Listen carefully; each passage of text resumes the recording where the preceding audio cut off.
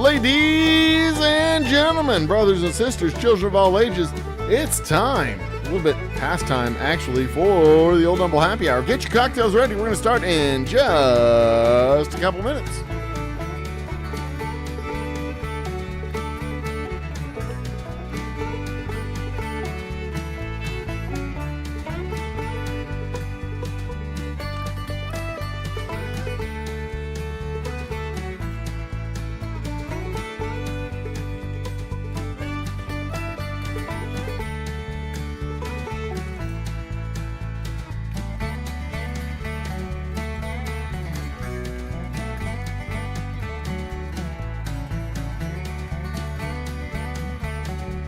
All right, it looks like all systems are functional, with the sole exception of my SD card, which is not recording. So, let's get on with it with no further ado, since we're already late. Ladies, where the hell is the, where's my camera? Where's my damn camera? Well, all systems were go. What in the hell? Where's my camera? Maybe switch to this one? Oh, yeah, that one works. All right, let's go back to the main cam. Boop. Nope. No, there we go. Main cam. Ladies and gentlemen, brothers and sisters, children of all ages. Ooh, what is going on here? Are we having memory problems because I'm recording to my desktop? Are we better? Is it all fixed? It looks like max headroom. Looks like I'm doing some max headroom stuff going on my screen. Is everything okay? I don't think everything's quite okay.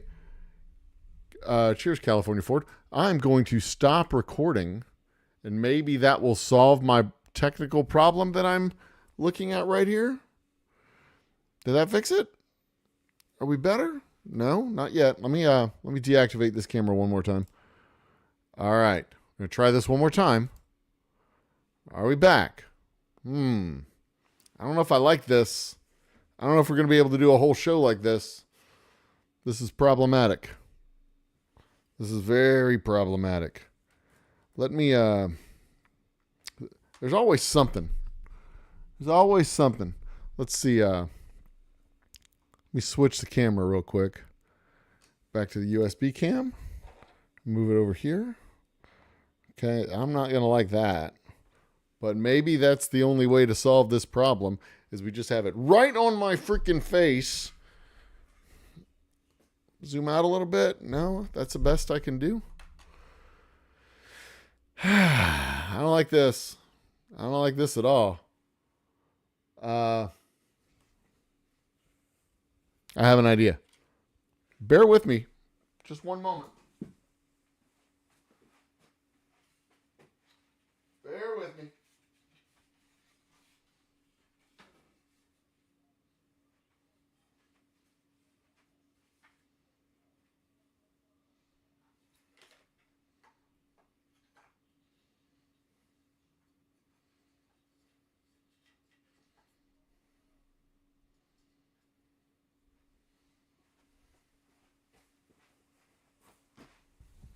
Is that better? That's a little bit high. I mean, looks like it's pointing it kind of at my crotch there a little bit.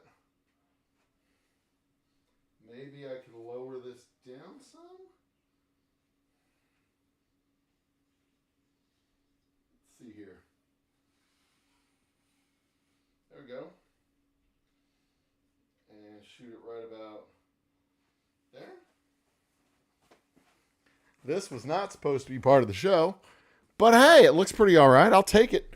Ladies and gentlemen, brothers and sisters, children of all ages, I am the Old Humble Guy, and this is the 2,500,000th viewer special. We've got 2,500,000 views on the channel. I look like a goddamn ghost. Let's see if we can fix that too. Oh, that's going to be much better. All right, let me fix that. 2 clicks. 1, 2. All right, that should do the trick. All right, now I don't look like a ghost, at least. Which side is that's the darker side? This is the brighter side. And that's probably because of the monitor? No, it's definitely because of the light. Okay, let's change this, move this light just a little bit that way. I'm trying to light up the room. Yeah, I don't look so bad. I don't look so great, but I don't look so bad. Dim this down a little bit too. They say that a good lighting system can make your cameras look valuable and expensive. But, yeah, I mean, I don't know. Maybe I'm just bad at lighting. Maybe that's what it is. I am drinking Old Humble Double Oak Rye tonight.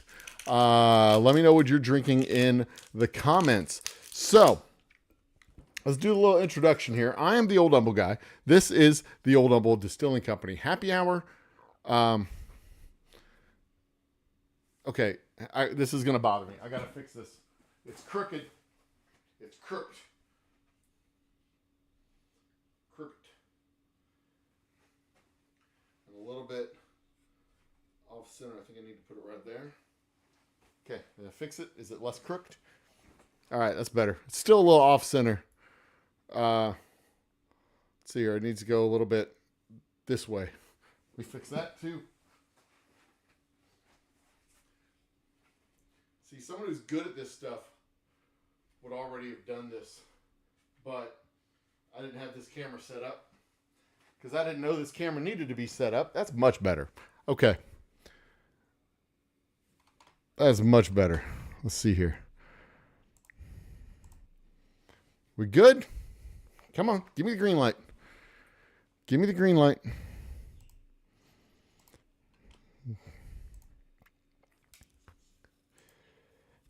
All right, there's this camera. Is it still glitchy? Yeah, it's still glitchy. All right. All right, the USB camera is now giving me problems. Problems?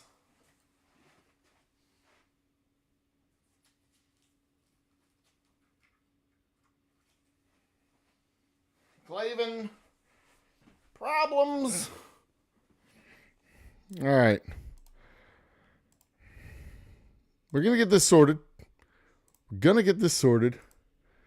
USB camera activate. There we are. Woo! All right, we are all good to go, boys and girls. My monitor is clicking in and out on me. Quit. Behave. All right. All right, let's get on with the show. All right. Get my video all set. All right, everything's good. We're good. We're good. Ladies and gentlemen, brothers and sisters, I am the Old Humble guy, and I own the Old Humble Distilling Company. I've been doing this happy hour now for roughly 5.5 years. We've been doing it since March of 2020, since right after the pandemic started, which is why I call this the Pandemic Studio. Why is that? Is that from this light?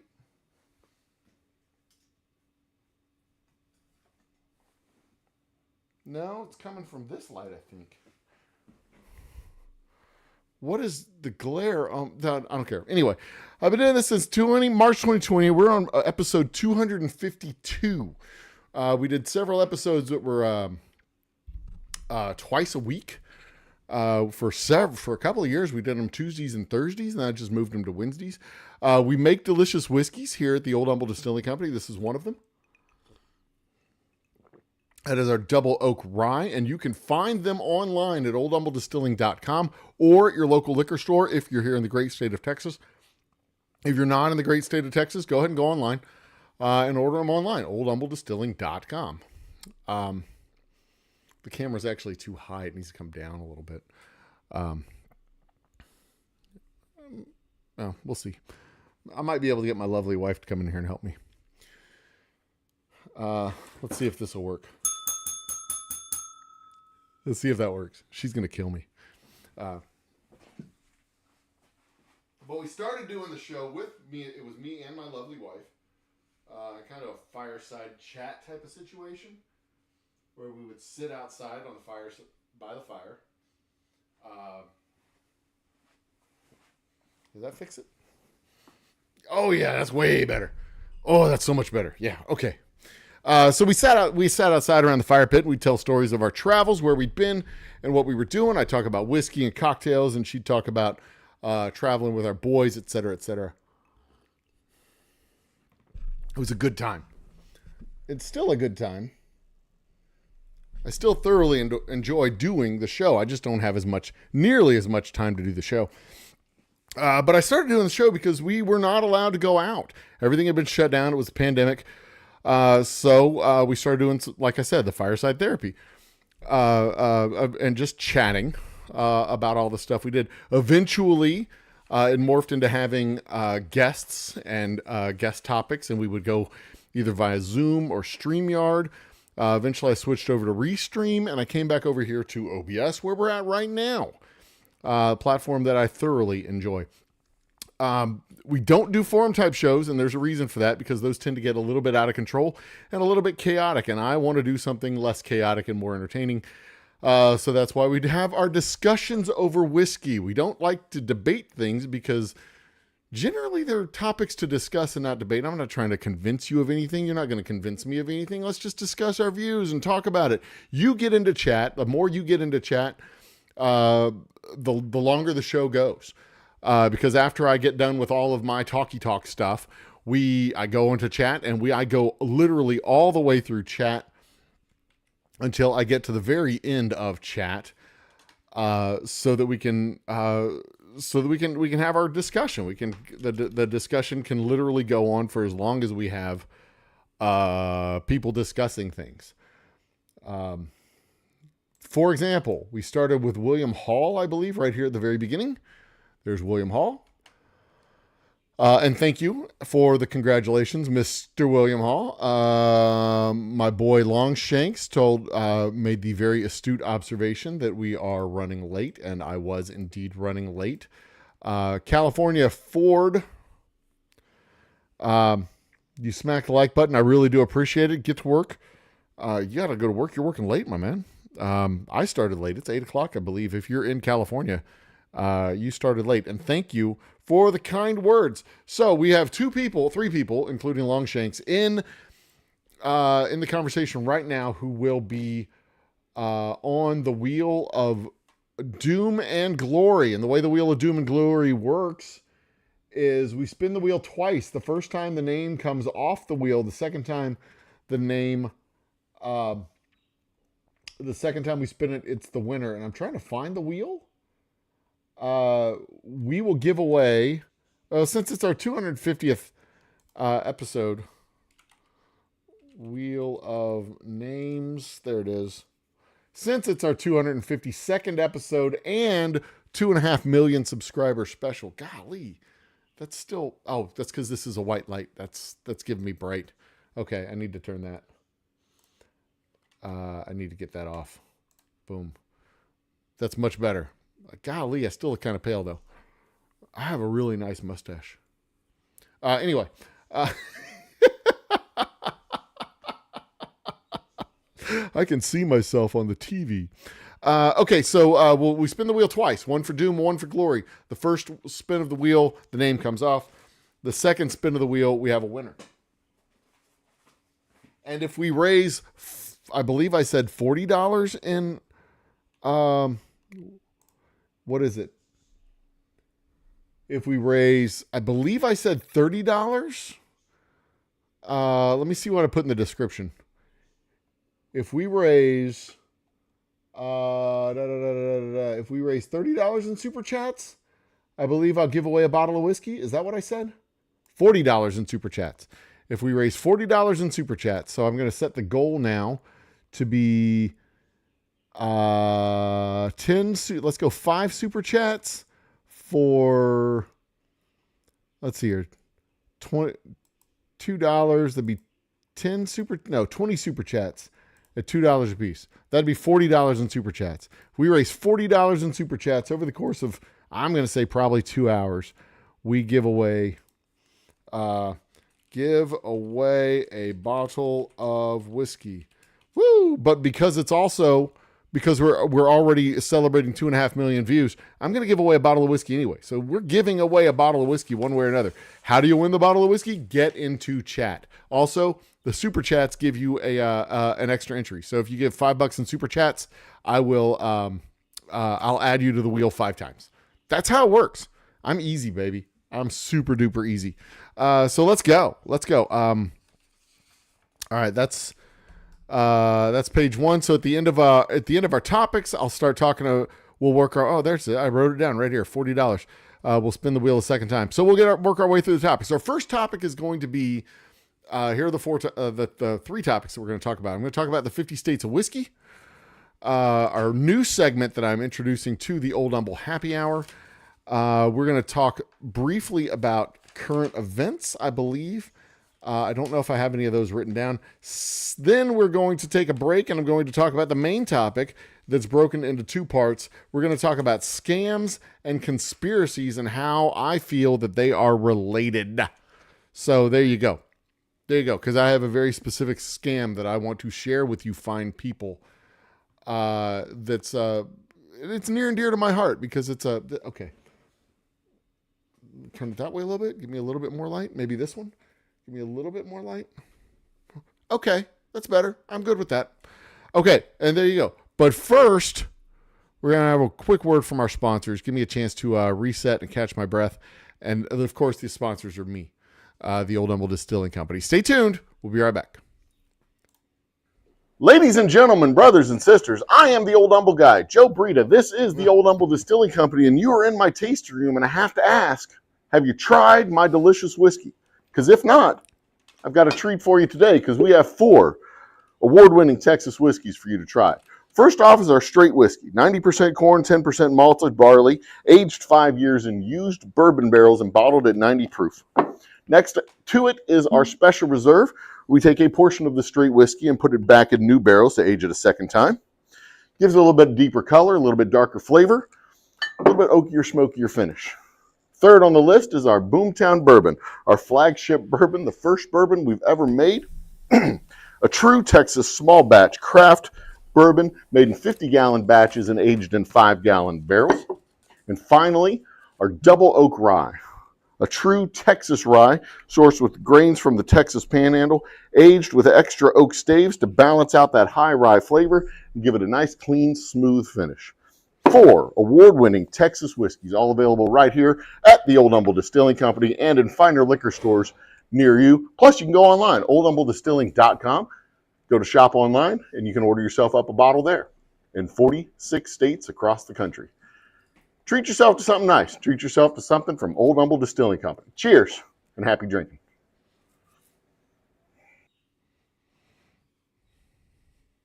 And we're back. I am the Old Humble Guy. We're back on the Old Humble Distilling Company, and I need a piece of paper to write names down on. Got William Hall, Whiskey Uncensored,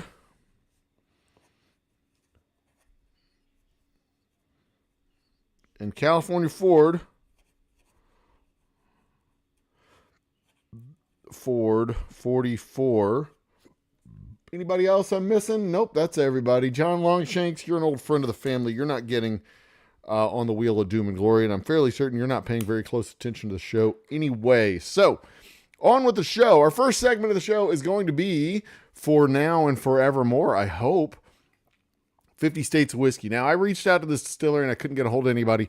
I did order a bottle of whiskey. We will be trying this whiskey on the next show. I don't know if it's going to be next week, but on the next show, we're going to be trying this bottle of whiskey. The state is Alabama. And what I'm going to be doing in this segment specifically is I'm going to go through all 50 states, find a craft distillery in each one of the states, order a bottle of their whiskey, bring it on the show, try it, maybe try and have a little interview with one of the principals at the distillery, whether it's the general manager or one of the owners. And just kind of, have a quick chit chat. I mean, even if it's just ask them a couple of questions and relay the information, I would love to get them actually on the show live. But we'll see how it goes. So in our own union of 50 states, we have 50 states that produce or at least that can produce bourbon and probably do produce bourbon. We're starting off in Alabama.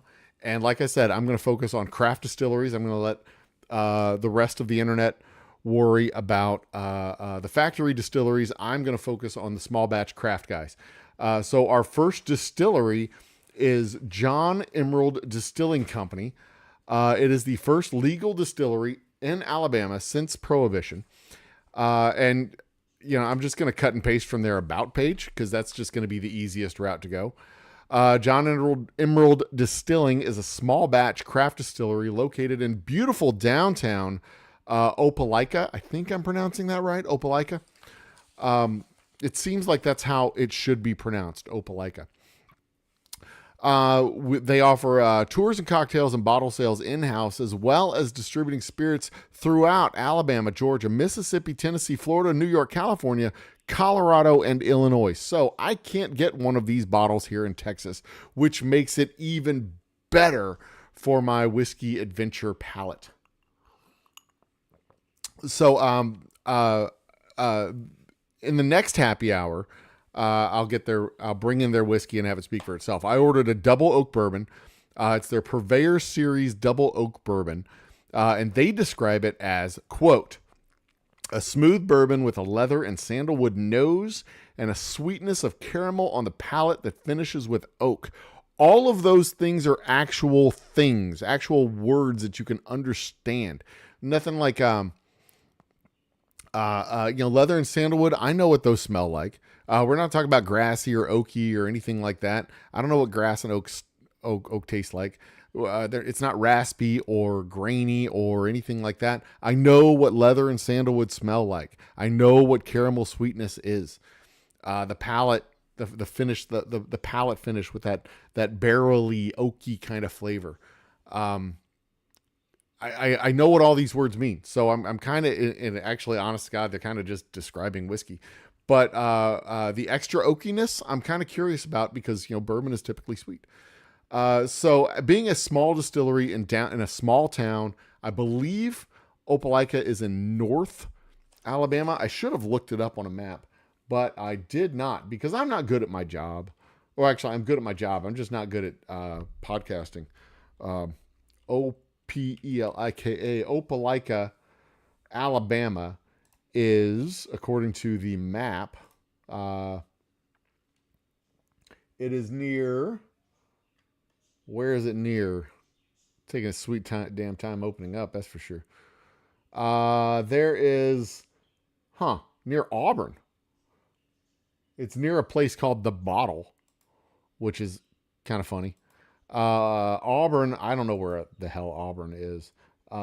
It's looks like it's east of Montgomery along the interstate. It is south of Birmingham, east of Montgomery, and north of what? Oh, okay, there it is. Yeah, south of Birmingham, due east of Montgomery, and very much north of Mobile. So if you go, looks like you go up 65 from Mobile to Montgomery, and then you take 80. Is that 80? 85. It's 85 east. You will hit Opelika. If you make it to Columbus, you've gone too damn far. All right, so that's where it's at. And I'm very excited next week. We're going to try it. I will try and chit chat with Liana, who is the general manager of the shop. But a big shout out to John Emerald Distilling. I will keep y'all posted how the delivery goes. What's in the box? We'll do a little unboxing on our next show. And really let the whiskey speak for itself. We will also move on to another. Ooh, that's just. Oh, it's the monitor. Yeah, look at how much. Okay. Yeah, that monitor makes me wash out. I'm gonna have to do something about that. This whole lighting thing. See, it looks like I have the little pirate, like the pirate thing with the mustache and the but this is all just gray. This is all just gray hair. I've got I don't know if you can see that. You see that? It's all just gray hair. I'm gonna have to color my damn. I'm gonna have to color. I shaved this off because I kept having to color it, and I ran out of coloring. But I don't want to color my damn goatee. Ugh. Anyway, Okay, we are going to do a quick ad break so I can possibly run to the bathroom. I'll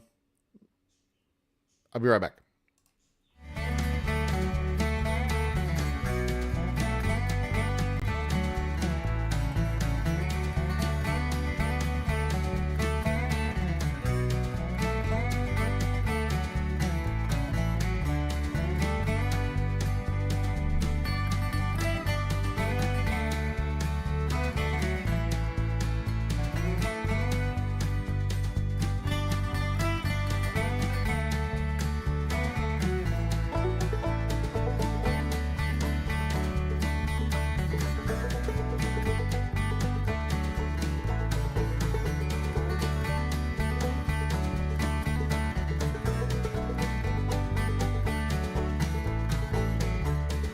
All right, shout out to Base Power, the advertiser that was just on my screen here at the house. Okay, we're going to talk. They do power backup, I guess. I'm not 100% what they do because I didn't pay very close attention to the ad. But, you know, shout out to them. Cheers, Mr. Great Shot. All right, now we're going to get into our main topic of the night. The main topic of the night is the anatomy of a scam. And then part 2 of this topic is going to be how it relates to conspiracy theories. Not actual conspiracies, just conspiracy theories. So, part 1, starting now. Our big topic of the day is the anatomy of a scam. But don't forget to get into chat for a shot at the Wheel of Doom and Glory. We've got Mr. Great Shot being added to the wheel, and anybody who gives the super chat, the same super chat rules as before. Every dollar you give in super chat, you get an extra spot on the Wheel of Doom and Glory. If we hit $40 in super chats, I will give away a whole bottle of whiskey. In fact, it'll be a bottle of Double Oak. So we are potentially giving away 2 bottles of whiskey tonight. All right. So that said, on to our topic. Where was I? All right. Let's talk about the anatomy of a scam.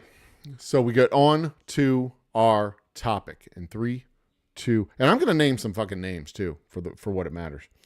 It is a comfortable hat. It's a fantastically comfortable hat. But I'm going to catch up with Chad at the end of this. I'm going to get through this because I kind of want to try and clip this. I'm not recording a backup though. That's problematic. Maybe I can record now. Start recording this. Okay, I'm going to hit record, and then we're going to do the show, and I'm going to name some fucking names in this. I don't give a shit. All right. And we're back.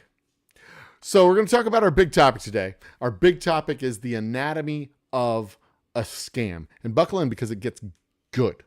It gets real good. And the truth be told, scams really are pretty simple. I used to work for a bank and was regularly trained on scammer practices and tactics because we would wire significant amounts of money. And anytime you wire money, once that wire goes out, that money is gone.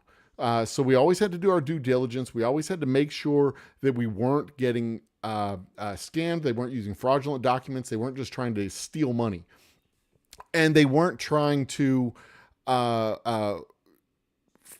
put our clients in duress and force them to deliver money under fraudulent circumstances. So it was kind of a twofold thing. When an actual client would contact us, we needed to make sure that the client was actually the one sending the funds and sending the funds for the purpose they were intended for. And the other side of that was we needed to make sure that the people contacting us were actually the client and not spoofing and lying and trying to defraud us to send money on somebody else's behalf to the scammer. So a lot of times the scam is just a fairly simple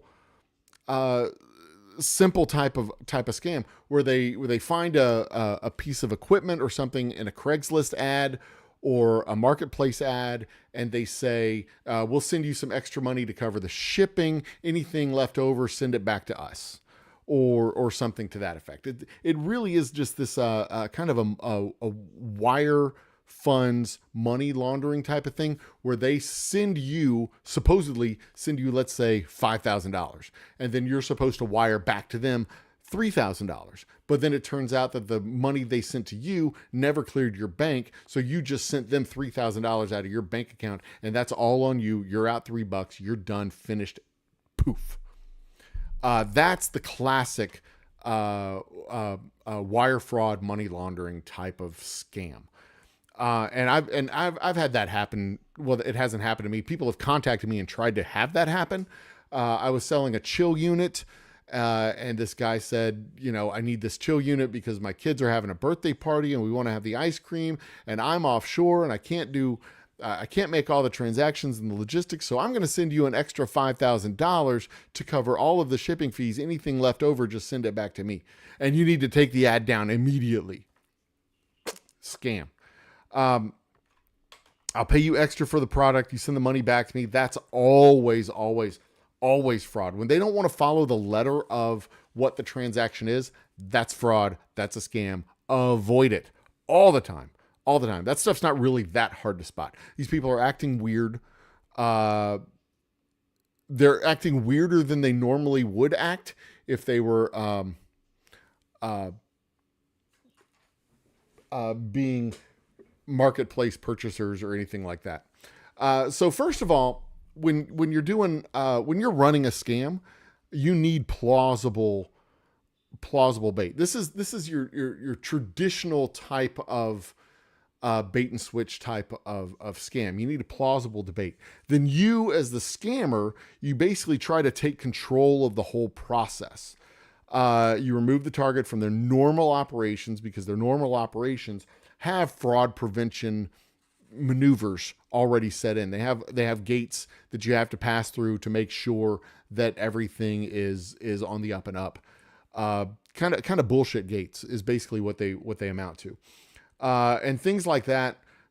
These things are like gates. Licenses and third-party vendors and things like that. Because really, they're not in the game to defraud your shipping company. They're not in the game to defraud They're looking to defraud you. They're trying to screw you. You're the mark. They're going after you. They don't want to defraud the shipping company or anything like that, because it's harder to defraud the shipping companies because they got more people involved in the whole process and they need licensing and all this other stuff. So the more people the mark brings into the transaction, the less likely the scam is to be successful. So they don't want that to happen. They don't want you talking to your banker. They don't want you talking to your lawyer. They don't want you talking to your partners. They don't want you talking to anybody about this. It's just you and me, baby. So then they start turning the screws on you to really try and scam you. Once they get you in the door, once they get you in the process, then time is now running out. We got to get this done quickly. We got to get moving on it. We got to get this done quickly. We got to start moving on it. We don't have time to wait. You got to hurry. We don't have time to talk to the bank. We don't have time to talk to lawyers. We don't need these contracts bouncing back and forth. We don't need all this nonsense. We got to hurry. And then when you have them reeled in as the scammer, you have them reeled in deeply enough. That's when you really start to screw with the parameters. That's when they come in with the we agreed to price X and product Y, but we need less product Y, but we'll still pay you the same amount, or we'll pay you a little bit more to cover extra shipping because we need more product. But if it's too much money, you can always send it back to us. And here's one of their favorite ones. Why don't we go ahead and use our own shipping company? You go and send the stuff to our shipping company, send payment through them. They'll come and pick it up, or you send payment to them for the licensing and fees. They'll come and pick everything up, and everything will be all set up. The licensing and fees, that's the scam. Or even better, you tell them that here's your invoice plus your shipping cost, and then they say, well, why don't we use our licensing or our shipping guy, and we'll take your shipping cost and we'll split the shipping cost with you. And then boom, you're out the money. The change is usually for more money. So it feels like you're getting a good deal out of it. and closing the deal. Now, this is when the closing the deal is always the hard part, because closing the deal for these guys, this is when all the red flags start to fly. And hope for the scammer, hopefully they've reeled you in enough that it's a great deal. You feel like it's a great deal. You've spent enough time, possibly enough money, that you're just going to do whatever they say, whatever they want you to do. Like with the shipping company deal, with the shipping transaction, in the last minute they'll swap out a shipping company, or at the last minute they'll swap out a bank account, or at the last minute they'll swap something out. When you don't have enough time to vet it, you don't have enough time to change your mind, you don't have enough time to do anything else, they make a last minute change. That's when they get you. They throw you off of the normal route. Things change. And when things change, you don't have time to vet it. When you don't have time to vet it, that's when it's a scam. Do not.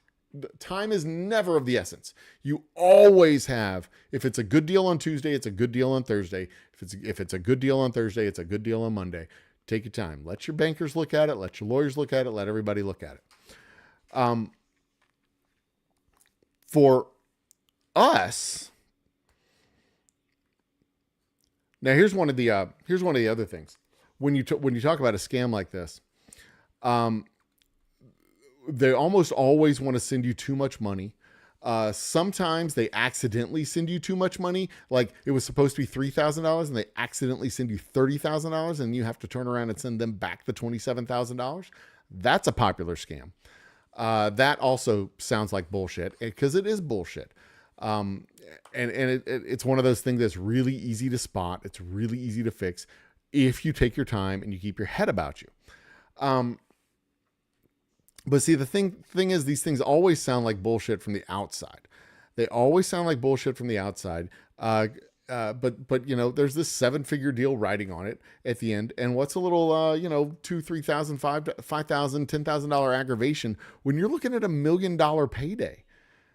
That's when, it plays on the greed of a small business. I mean, it plays on the time factor of a small business, because you don't really have time to deal with all this stuff all the time. But it also plays on the greed factor, because having $1 million payday off of one contract, that's a big damn deal. It's a real big damn deal for a lot of these guys. And they get real excited about it. And this is how it almost happened to the Old Humble Distilling Company. But I kept my head about me, and I called their bullshit, and I kept them out of the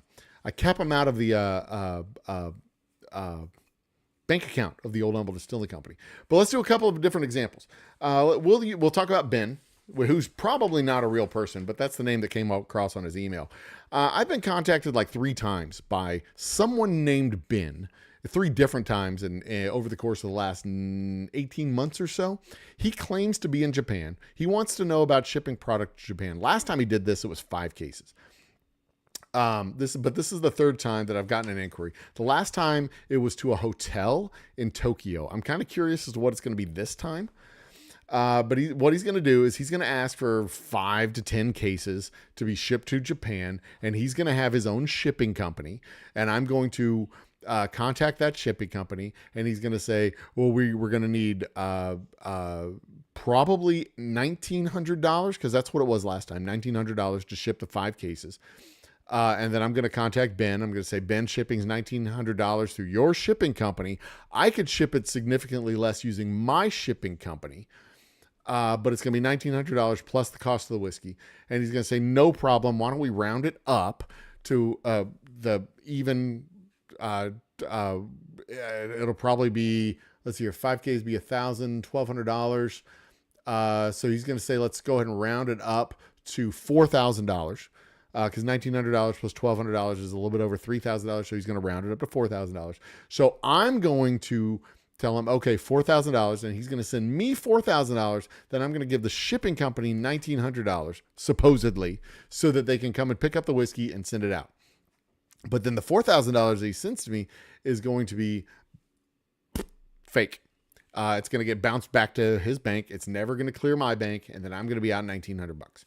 That's how that scam works. That's how it works every single time. And see, here's the cool thing. Ben doesn't have an import license. Ben doesn't have anything that he can give me to show me that he's legit. He's going to be completely illegitimate. And when I ask him about the hotel, he's going to say, well, I run the restaurant in the hotel. And then when I tell him, well, I called the hotel and they don't know who the fuck you are, then he's going to quit contacting me. So that's how you beat Ben's little scam there. The next one is, this one's my favorite. This one started happening last year around April-ish. And it is with Alex Augustini and Bianca Zhang from the People's Republic Source. People's Republic Source. It's not company. People's Republic Source. Well, we'll call them PRSC is what we're going to refer to them as. It's People's Republic Sourcing Company. Basically, they claim to be importers into China. They're not. They're scammers. They're pieces of crap. So what these people have been trying to scam me out of for over a year now. This has been going on for over a year, since July of last year, when they tried to close the deal and I told them to fuck off. This is what they've been trying to do. They've recently gotten big mad at me because I started blocking their email addresses, plural, because they're scammers and they rotate their email addresses from Gmail to MSN to Yahoo. They claim to have an official company email, but I never get emails from those company emails unless I've already blocked them. So this starts way back in March or April of 2024. Max contacts me via email about placing a large order for import into China. His company's based in Belize and Dubai, and they have an office here in Houston. I'm like, oh, cool. You have an office here in Houston. Maybe I'll come visit you since I'm here in Houston. Big mistake, because their office in Houston is actually just a drop box at a FedEx location. No, not a real FedEx location, a FedEx licensed location. So anyway, first red flag. Max contacts me via email about placing this large order for import into China. And my first thought is fuck off. But in the off chance that it's legit, I respond. He says he wants to come and visit the location and see what we can do. I Google the company. I look up their webpage. I look up all their information. They seem legit enough. There's a few typos in the website, but yeah, I figure it's a language barrier type of thing, being translated from Chinese to English. I didn't figure that was that big of a deal, but they looked legit enough. So sure, come on out. My visit. We scheduled a visit for. I think it was May of 2024. We scheduled a visit. Max comes out and look at this place with Bianca. He's talking about a container of product. Like, I can do a container of product. It'd be a stretch, but I can do a container of product. And you want to do a container of product because it's China. It's a whole ocean. They're not going to want 5 cases for a country with 1 billion people in it. We're sending it to 3 markets specifically. That totaled about 800 million people. So yeah, a container of whiskey, that sounds reasonable so far. Let's do this. Turn this a little bit this way. Let's do this. I think we can probably do this. It's a little bit intimidating. I'm not going to lie. Doing a whole container of whiskey is pretty intimidating. But I can produce a container of whiskey. It'll take some doing. I can do it. They leave, and a week or so later, I get an email asking for a proposal on a timeline to produce a container's worth of product for each of my 4 labels. See the pattern? They're escalating. It goes up. It goes up from just a container of a large order to a whole container to now we got 4 containers worth of product. So it's like a frog in the pot. If he'd have come in and said, hey, I need 4 containers of whiskey, I'd been like, now? That's going to be a stretch, man. I can give you some references, but I don't know if I'll be able to do that. But he comes in, and it's like this steady ramp up. I'm excited. I'm a little bit nervous. I'm wondering if I can do this. I put pen to paper and start workshopping how we can get it done. And it turns out over the course of about 3 months, I can easily produce 3 containers of whiskey. The 4th container of whiskey is going to take me about a year because that's the bourbon it has to age. That's how it goes. So I give him the proposal. I extend the 3 months to 4 months to accommodate any delivery logistics or anything like that. And instead of a year, I tell him 14 months for the bourbon. I put the proposal together. They get the proposal. They say we can work with this proposal, and they send over a contract. We sign off on the contracts. I have my lawyers look at it. We sign it, we return it, I fill out a vendor information sheet, and I am waiting now for responses from basically their management team. So the next steps are supposed to be normal. They're supposed to move pretty fast. Everything seems mostly normal. There's no major there's a few minor red flags, but no major red flags. And not having ever sent anything to China before, I'm kind of getting feeling it out, kind of getting a feel for how it's going to go, seeing if it's legit or not. So I figure what's going to happen is they're going to approve the proposal. I'll send over labels. They'll get them pre-approved and send me any changes that need to be made. We'll move forward with payment on the contract, and then I can begin production, and they'll take care of all the regulatory stuff. Major caveat here. The contract said that they would pay me in full upfront so that I could build up production and get everything moving. Major caveat here. Because that's a big deal. I mean, I can't just go out and produce 3 containers worth of whiskey. There needs to be payment up front, or at least half payment up front. But they're like, no, we'll pay the whole amount up front. I'm like, oh, well, shit, cool. All right. So where are we at now? So instead of getting, we get the approval. We get the approval on the contract. And this is how it goes. I get an email and it says, our corporate board has approved your proposal. Send us the invoice for the proposed quantities. We need to talk to and then you'll need to talk to Suzanne in our finance office as soon as possible. I go, okay, fine. So I send them the invoice. I get an email back a few days later. So the invoice has been approved. You need to talk to Suzanne in our finance office today. Time is of the essence. Nah, this is where the red flags start popping up, and it's beginning to look like a Chinese military parade. They sent an email saying that a phone call was needed to be arranged immediately. I emailed them back, CC'd Suzanne, and I say I can set up a call later that afternoon, no problem, but I need to set up an account, and tomorrow would be better to give me time to talk to my bank and make sure that everything is good to go with the account. And Suzanne responds with no, all caps, no, it must be done today. And I needed to transfer to them $3,742 for licensing and fees. She sends me over an invoice for it. And then she says, and I kid you not, in the email itself, this is not a pay-to-play scam. So, like, I mean, this is the textbook definition of a pay-to-play scam. And when they put this is not a pay-to-play scam in the email, it is definitely a pay-to-play scam. So yeah, this is like the whole Chinese army was marching right in front of me with all their red flags. And this is how stupid they actually are. When they send me the invoice for my fees and licensing, they also sent an invoice for another vineyard out in California in Napa Valley. So of course I call them, like, have you heard of these people? Do you know who these people are? They're like, no, we don't know who the hell these people are. Like, they sent me an invoice with your name on it for this amount of money. They're like, yeah, no, we've never done business with them. We don't know who they are. They're scammers. I'm like, yeah, I know they're scammers, but I want to know if you knew who they were in the off chance that, you did business with them and it's not a scam. They're like, well, we didn't do business with them. It was a scam. I'm like, I know. We're going around in circles. Anyway, can I get some of your wine? And they're like, no. But anyway, they're good people. They were good people, and they were. We chit chatted with them, or I chit chatted with them for a few minutes. But now it's not just red flags at this point. It's full on alarms and klaxons going off. This is full on a scam, and I basically wasted 4 months dealing with these bastards. So I text my guy Max and tell him what they want. And he texts me back and says it's normal. I say, no, it's not normal. And it feels kind of scammy. Why the rush? And he says, it's definitely not a scam. Definitely not a scam. And then Suzanne emails me and says, what's going on? We are not a scam, which means basically Max and Suzanne are the same person, because I hadn't told her that I thought it was a scam. But that definitely tipped me off that she and Max were probably the same person. And I said I'd need a reference of at least one other company who's gone through this process. And they wouldn't give me a reference of one other company that had gone through this process because, say it with me, they're scammers. It's a scam.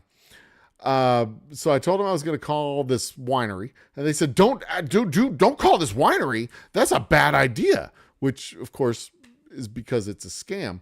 And this is, and here's how it would have played out if I would have sent them. They even offered me a installment package for the 3742, and the whole time is like, just deduct it from the invoice that I sent you. I'll send you a fresh invoice reducing the amount by 3742, and then you just send me the money you owe me, and then I'll get on with production. But that was never going to happen.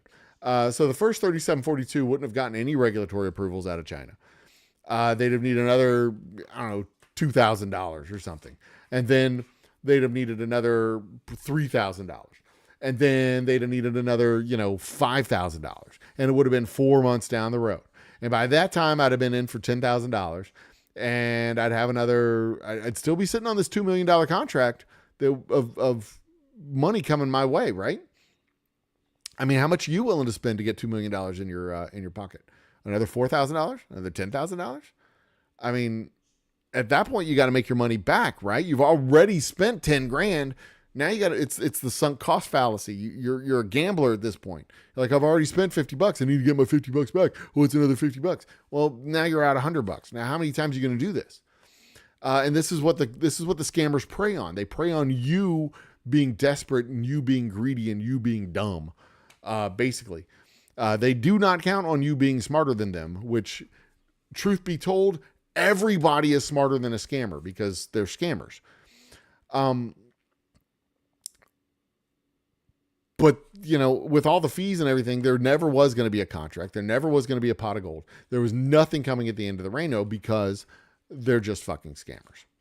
Now, I am willing to accept the notion that I might be entirely wrong about them. They may have a fully legitimate business. They may have a partially legitimate business that does business in Dubai, and the rest of their business here in the United States is just scamming small businesses for $50,000 to $150,000 a year. I don't know for sure. If you ask, if you go into ChatGPT, they're going to say this looks a little scammy. They say they're based in Dubai or Belize, but the amount of revenue that they're talking about, under about $280 million, they don't have a big enough footprint to show that they've got this kind of revenue. They're non-specific about where they're going to. They were recently dissolved in the state of Texas and reorganized in the state of Florida. They no longer have a principal office here in Texas. It's just a drop box. That's pretty scammy all by itself. I mean, all of this stuff is pretty scammy, like from the ground up. They have a website and they have people and they seem like they have an organization. But here's the other thing. They never even attempted to salvage what would have basically been a $5 million import deal. So I'm willing to accept that they're not a scam, but they act like scammers. When I told Max to finally fuck off, and I'm not doing this, I'm not sending them the money, he sends me pictures of Rolex watches that he claims are his. He sends me a picture of his Porsche Cheyenne. He sends me a picture of the inside of his apartment in Dubai and Vienna and somewhere else. There was like three. In Germany. He's got 3 apartments that he owns. He sends me pictures of these places. I'm like, Max, none of that shit makes any difference to me, because you know what scammers do? Scammers have apartments. And scammers have apartments and Porsches and Rolex watches. I mean, shit, I can go online and get a picture of a Porsche Cheyenne. I can go to a parking lot, stand in front of a Lamborghini and say, look at my new Lamborghini. That doesn't impress me, Max. What impresses me is you not being a scammer. And not rotating your fucking emails between 4 different free services like a scammer would do. Because you know who doesn't rotate their emails between 4 or 5 different services? Legitimate businesses that have had the same email address for 12 and a half years. Max Alex Augustini, who also has 3 different first names: Max, Maximus, and Maximilian. Alex, Alexander. You can't even decide on a fucking name to call himself. But yeah, they didn't try and salvage their $5 million. They shit the bed on a $5 million deal over $3,700. If that's not scammer behavior, I don't know what it is. This dude's a full-on piece of shit scammer. And over the course of the rest of the year, the last 12 months, I'd get solicitations because they're still running this scam. They're running the scam through hotels in Argentina and here in Houston and in Germany. Basically, they rent a hotel and they rent a little ballroom and they get little small businesses to come to their little hotel and they give them the pitch, they give them the presentation, and basically just try and screw these people out of money in the hotel and work the deal in the hotel. So instead of them having to travel to the small businesses, they get the small businesses to travel to them. And hopefully, somewhere out there, there's some small business that might see this video and go, oh, okay, so they're scammers. Oh, so somewhere maybe they'll see the LinkedIn post that I made. Somewhere they'll see the actual information online and not get caught up in this bullshit, because these guys are pieces of absolute garbage. I've been contacted by a couple of other wineries and I've told them the whole story from start to finish. And they're like, oh, Jesus, these guys are scammers. I'm like, yeah, I know they're scammers. They're absolutely scammers. And I have no problem telling the absolute whole story from the beginning. I've got emails. I've got screenshots. I am happy to tell them everything. My standard response to most of their emails over the last year have been to eat shit and fuck off scammer, quit contacting me. But that didn't get them to stop. They decided to review bomb my Yelp and Google pages because that's what legitimate businesses do. They review bomb your Yelp and Google pages when you won't do business with them. But now I've started blocking all of the emails that come to me, and that's gotten them big mad too. I've gotten all the reviews removed from Yelp and Google. But you know, it's still just a pain in the ass. It has been a full-on pain in the ass this week. Because they're scammers and they're not even remotely legitimate. So, fuck these guys. They can die in a fire. And the big question is, how does it relate to part 2 of my big topic? How does it relate to conspiracies and conspiracy culture? Well, that's a great question, and I'm glad you asked. But after this brief break, we'll talk about it. I've got to wet my whistle a little bit because my throat's dry, but I'll be right back.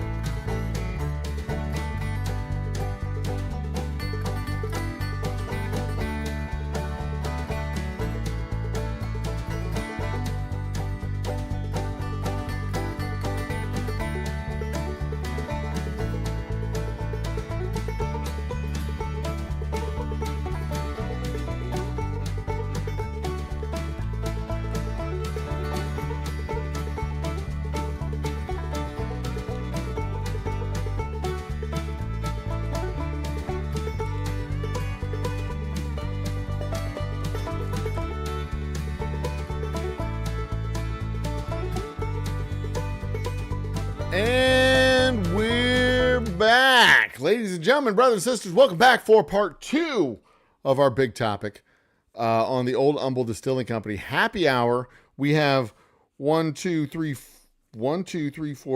names on the wheel of doom and glory. Mr. Great Shot, William Hall, Whiskey Uncensored, California, Ford 44, and John Long Shanks. So we've got 5 names on the Wheel of Doom and Glory, and the way it's going to work is I'm going to spin the Wheel of Doom and Glory twice. Once takes your name off, and the second one wins. That's Doom and Glory. That's why the wheel is called the Wheel of Doom and Glory. Is my video good? Yeah, my video's good. Okay, so that's how it works. And if we get $40 in super chats, I'm going to give away a second bottle of whiskey. And every $1 of super chat gets your name on the wheel again. And what else is there to say? Nothing. That's pretty much it. All right. Whoops. Get shush. Set you back to live. All right. Part 2 of the big topic is how do scams relate to conspiracy theories and conspiracy culture? Well, that's a tricky topic because we got to separate out conspiracies, real conspiracies, from conspiracy theories. So a real conspiracy is basically just two or more people doing something outside of the public eye. And there's elements to it about how it happens and how it works. And generally speaking, a scam is a conspiracy. They're conspiring to defraud you of your money. But more importantly, there's certain elements to it. There's a who, a how, and a why. The why is usually money or power, like PRSC. They're trying to PRSC. Yeah, they're trying to defraud me out of money. The why for them is money. The who is Bianca and Max. And the how is with this elaborate scheme of contracts and giant production up front, doing all this stuff up front to try and scam you out of the money, and ultimately gets you to send over $3,000 or $4,000 for licensing fees, fictional licensing fees that just don't exist. So there's a how, a why, and a who with all this other stuff. And we should also probably separate conspiracies from covert actions, because governments do covert actions all the time. They have to keep secrets because there's state secrets, there's technological secrets, there's all kinds of secrets that governments have to keep. And that's not so much that's not a conspiracy in the sense that it's a conspiracy that they're trying to defraud you. They're just trying to keep a secret. And there's nothing wrong with that. They're not trying to steal your money or steal your money or defraud you from anything. What is that? Okay. They may be trying to screw you out of health, maybe. Like a conspiracy to keep pollution and cancer causing toxins quiet so that there's no liability to the companies that are dumping the toxins into the drinking water, like they did down here in the Ship Channel of Houston, and caused cancer in an entire neighborhood on the east side of town. That's technically a conspiracy because the company's doing it and it's illegal. But the covert activity of, sneaking into Pakistan and shooting Osama bin Laden, that's not that's also a conspiracy, but that's covert activity. MK1, things like that. That's just covert activity. That's just shit the governments do. Trying to sneak a bomb into a cigar to kill Fidel Castro. That's just things governments do. That's covert activity. That's not the same as a conspiracy theory, or a conspiracy for that matter. Well, it falls under the umbrella of conspiracy. It's a type of conspiracy, but it's not the type of conspiracy that most people concern themselves about. It's basically just, what governments do. It's not so much a conspiracy either that your phone stops working after 5 or 6 years, or that your light bulbs burn out after, 1,000 hours or whatever. That's literally just what companies do. It's called planned obsolescence. It's not a conspiracy. Shut the fuck up. You're not shedding any light on things. It's late stage capitalism. Deal with it. But when we're talking about conspiracies, when I talk about conspiracies, at least I talk about the types of things where people are trying to convince me that there's this vast cabal in the world trying to keep knowledge secret, or trying to keep people down, or some vast international organization that's trying to control things from the outside.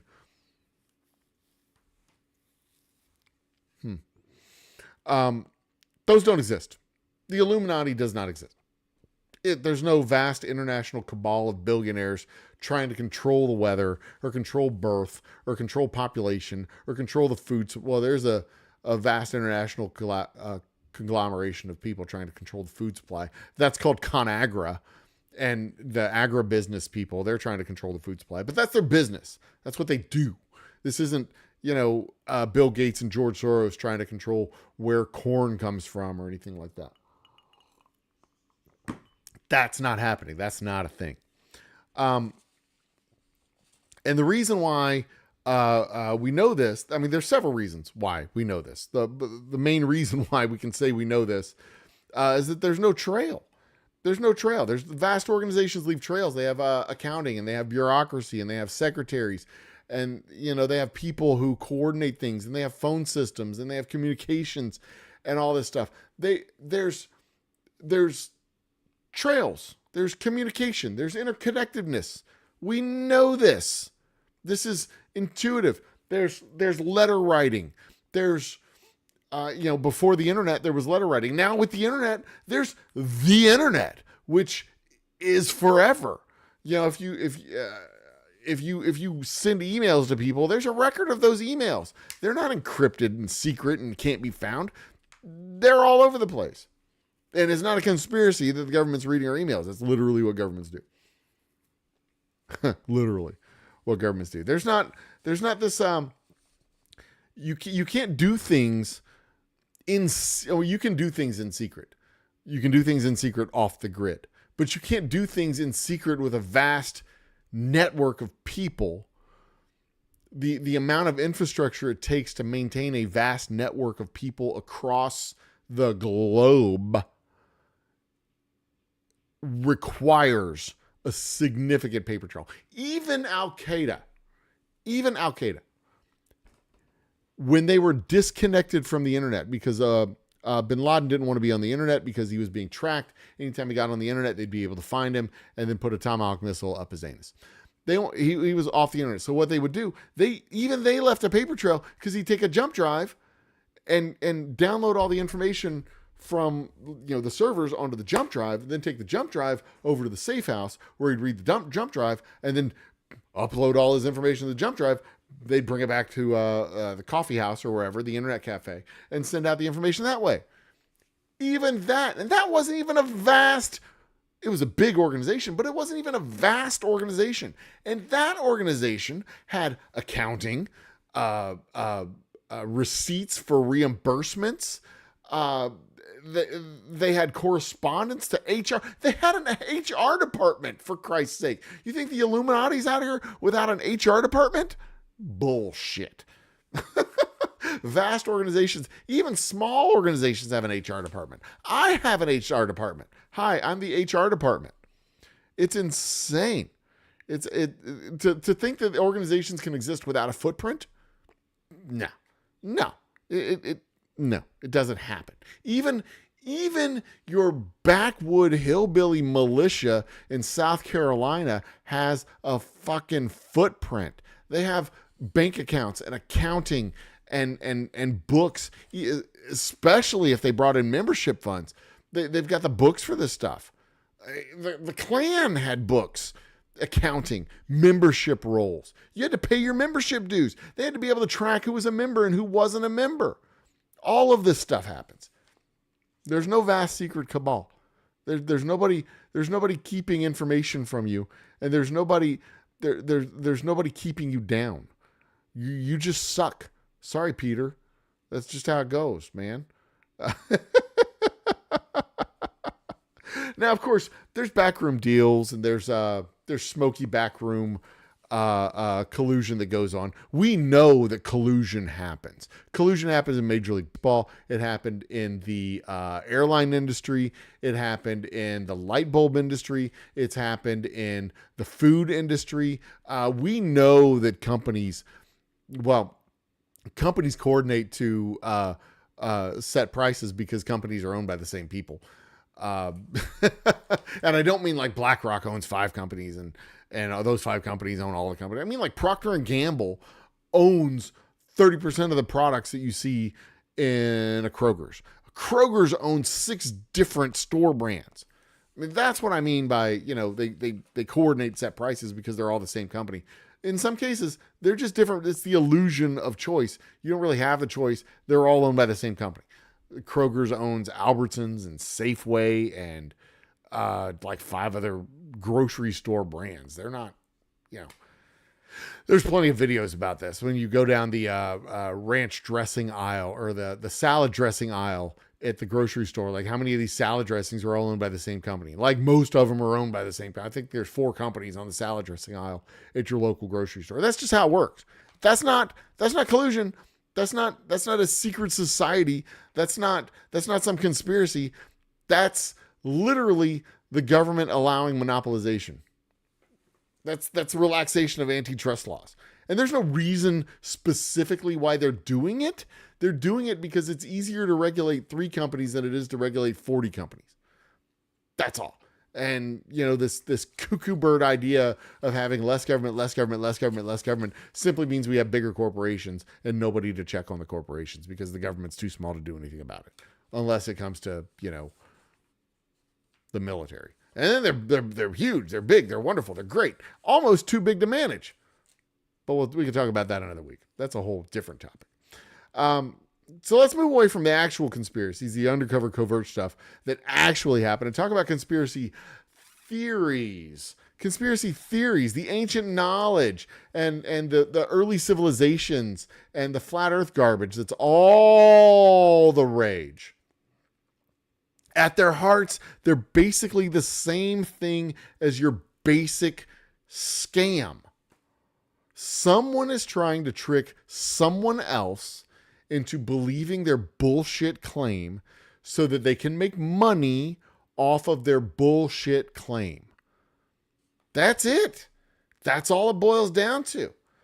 You can go down the whole list of stupid crap from those loose change assholes who spout the 9/11 conspiracies that change every so often when they, when one gets debunked, they modify their theory and change it to something else. And then it gets debunked and they change the theory to something else. And then it gets debunked and they change the theory to something else.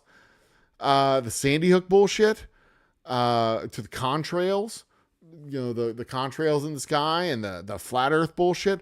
All of it comes down to they're trying to sell books or tickets or whatever. The COVID vaccine claims that they're injecting microchips or that the vaccine will sterilize you. That was the plot of a TV show, man. The TV show was called Utopia, that the disease was fake and the vaccine would hurt you. The disease was fake, so everybody would take the vaccine and the vaccine would sterilize you in order to control the population. That was a TV show. That was also a very popular conspiracy bullshit theory. The vaccine is more harmful than the disease. No, it's not. And they're either trying to get you to buy their stupid book, to buy a ticket to their stupid convention, to watch their YouTube channel so that they can get the money off the monetization. That's all it is. And this notion, this whole notion of a scam versus a conspiracy theory, they're all basically the same thing. PRSC was just trying to get me to believe their bullshit so that I could send them $3,700.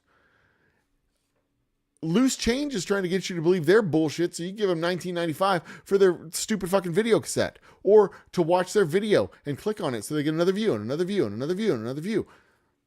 That's what they're trying to do. And the more people that talk about it, the more people that spread that nonsense, the more views and clicks that they get, because it all feeds back ultimately to the source, which is them. Alex Jones, he spread this bullshit conspiracy stuff like a absolute pro. He wanted you to come and listen to his bullshit conspiracies so that he could sell his penis pills and protein vitamins and prepper kits and all the other garbage bullshit that he sold, and so he could get his clicks, and so they get the traffic through his website and all the other stuff. He made the mistake of slandering people and not the government. And when you slander people, you get sued. And he got sued. That's another thing that I know that PRSC is a scam, because I've been talking about these people being a scam. I've named names. I've named the company, the corporation. I've named them. I give you the goddamn phone number. Not a single call from a lawyer. Not a single cease and desist letter. Not anything from these people telling me to stop that they're, I mean, other than their protest. We're legitimate. Okay, you're legitimate. Prove it. Give me a reference. Well, here's my watch. Well, fuck you. And that's the thing. Conspiracy culture trains us to just to accept the shit, to buy into it. We've become astute enough that we know the Nigerian prince is not a real prince, and he's not really going to give us $5 million or a percentage of the $5 million if we help him get his money out of a Nigerian bank. We know this. We've become astute enough to know that this is a bullshit claim. But for some reason, we're not astute enough to know that contrails are not deadly. We forgot how clouds are made? Really? Is that how it goes? That we've gotten to the point where we're so good at what we think is pattern recognition that we can spot a conspiracy in the sky, but we don't know that it's bullshit? Really? We can spot the pattern recognition of a typical scam, but we can't spot the pattern. We can't go and do pattern recognition and know that dragon in the cloud is really just a cloud and not an actual dragon. We think when we see two things happen at the same time that they're connected, they're caused by each other. Oh, a bird flew over my head and the power went out, so I guess birds are made of electricity and they cause the power to go out? Really? We're as a people, we're that stupid?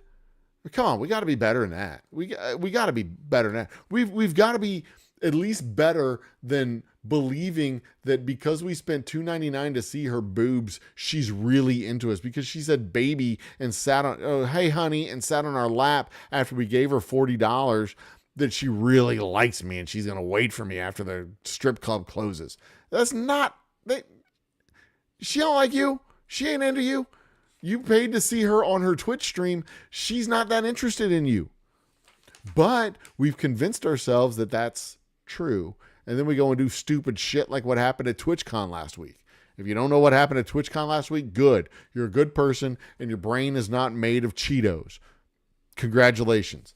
Me, on the other hand, I somehow got a Cheeto stuck in my brain and found out what happened at TwitchCon last week. But it just shows Goya that people on Twitch doesn't understand that they're an actual celebrity platform and they need to do something to keep their celebrities safe. Anyway, where was I? The number of people in the world who actually believe in giants or dragons or monsters and ghosts and ghouls. It's astonishing. The reason I always, every once in a while, I don't always, every once in a while I go back to the well and I'll post something about giants, something about the Lovelock Cave giant or something about the Nephilim or something about the Kandahar giant. And I can say without hesitation that giants don't exist. They never existed. They don't exist. They never existed. They don't exist and they won't exist. How do we know this? Well, we know this because of critical thinking. That like there's no food for them. There's no environment for them. There's no droppings from them. There's nothing in the genetic data that says that there was another biological creature distantly related to humans, homos, sapiens, whatever, the homo group that's giants. Like we've got our lineage. We have a pretty good concept of the homo family that's out there. From Homo habilis to Homo leviathanicus, whatever. There's no room in our DNA for a complete and total variant of a different species of people that would be giants. And there's no environment to support them. And there's no history before Homo emerged to suggest that there was ever giants. That's how we know, well, not that's one of the reasons why we know the Devil's Tower was not a fossilized tree. Also, you can approach Devil's Tower and touch it and see that it's not a fossilized tree. We know what fossilized trees look like. And these are all scams. These are all related to scams. They're not scams. They're conspiracy theories. And they're all there just to get you to click on a link to follow the link, to watch the video, because they're trying to capitalize on your, it's not even ignorance, your stupidity. That's why the algorithm keeps feeding it to you. When you make it part of your entire personality. I guess it's probably not very charitable and nice of me to call people who believe in conspiracy theories and this magical world outside of what they see lackwits. But come on, they're lackwits. There's no magical world. There's no Narnia. There's no Middle Earth where the hobbits live just over the horizon. That's fiction. That doesn't exist. There's no witches. There's no warlocks and sorcerers. The world doesn't work that way. Superman's not going to come and save you. We don't have aliens walking among us. It's just the world is what you see. That's it. It's disappointing and kind of depressing sometimes, but the world is what you see. And 9 times out of 10, the most obvious answer is that they're doing it for money. Why is it working? Why are they doing this? Why can't we have healthcare? Because of money? Because of money. Why can't we do because of money? I mean, there's 2 answers to almost every question of why things are how they are. Money, racism. Why didn't the United States annex Cuba after the Spanish Civil War? Because it's full of Cubans. Why didn't the United States annex all of Mexico after the Mexican-American War? Because it's full of Mexicans. Racism. They didn't want it. Why didn't the United States annex Canada after the War of 1812? Because we didn't win the War of 1812.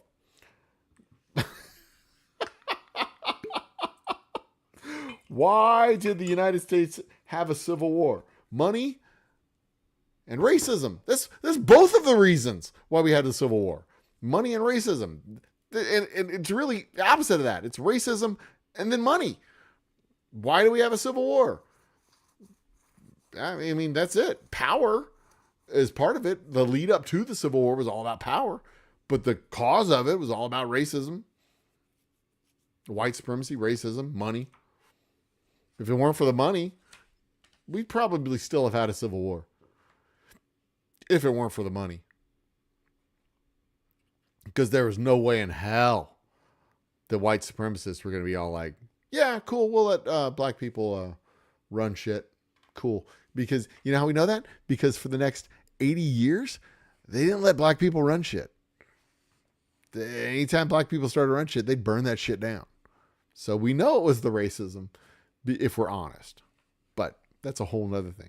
So that's really all I got to say about conspiracy theories. We're done. I'm wandering off into tangents at this point, because you know, when you start to believe in the magical world outside of what it is that you can see, you're literally just making yourself more susceptible to scammers. And we know the Nigerian prince isn't an actual dude, but you know, for some reason, we can honestly look at ourselves in the mirror and say the Nigerian prince isn't an actual dude. But then we also look in the mirror and go, yeah, but you know, maybe 9/11 was an inside job. No, it wasn't an inside job, you fucking lackwit.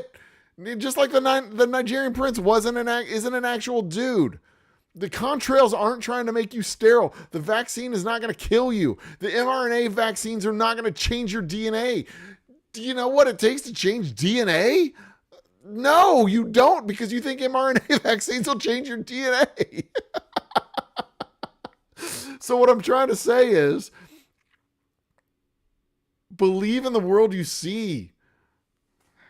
Have faith in the things that you should have faith in, but don't cross the two over, because then you become very susceptible to scammers and, of course, nonsense conspiracy theories. And all those people are trying to do, both scammers and conspiracy theorists, separate you from your money. And that's it. That's their goal. Separate you from your money. Buy their tickets, buy their books, buy whatever it is that they're trying to sell you. So that's really all I have to say about conspiracy theories. They're fun. Don't get me wrong. Oh, yawn. What time is it? Goodness, is it already? Oh, it's almost 11:15, 11:20. All right, it's time to get into Old Humble After Night, where we work our way back through the chat. But it's been quiet the last 30 minutes or so. So conspiracy theories are fun until they become your whole personality. Then they invite brain rot and encourage you to have such an open mind that all kind of garbage and raccoons just fall right in there. Guard your mind. It's the only one you have. And if you don't believe in anything, you'll fall for anything. So for God's sakes, believe in something. So you don't fall for just anything. And okay, up next is the Old Humble Overnight, where I catch up on chat. Stay tuned through this brief message. I had notes for this show. That's how seriously I took this shit. I had fucking notes. All right, intermission. Be right back.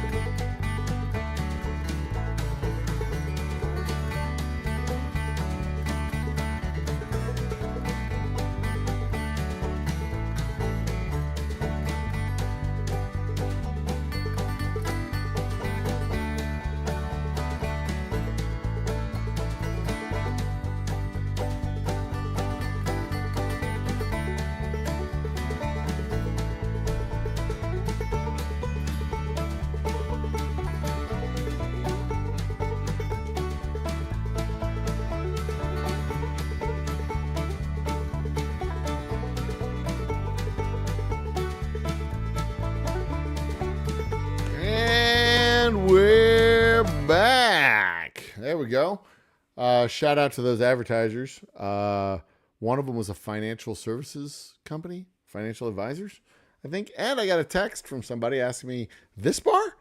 I don't know which bar. Sorry.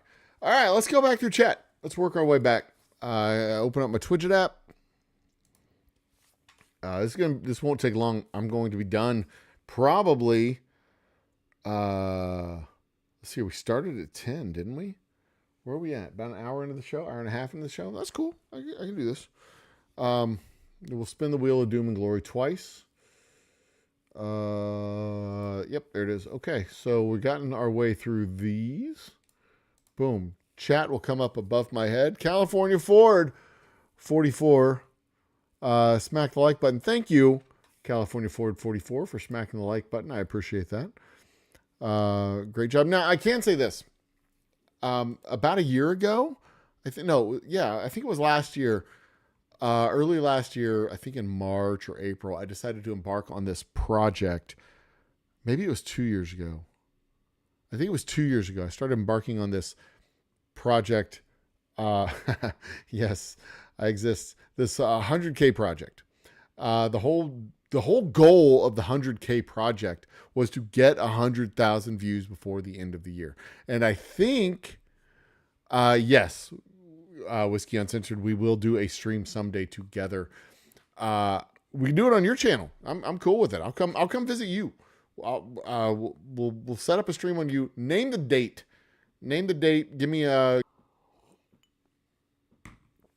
I don't know. We'll figure something out. We'll figure it out.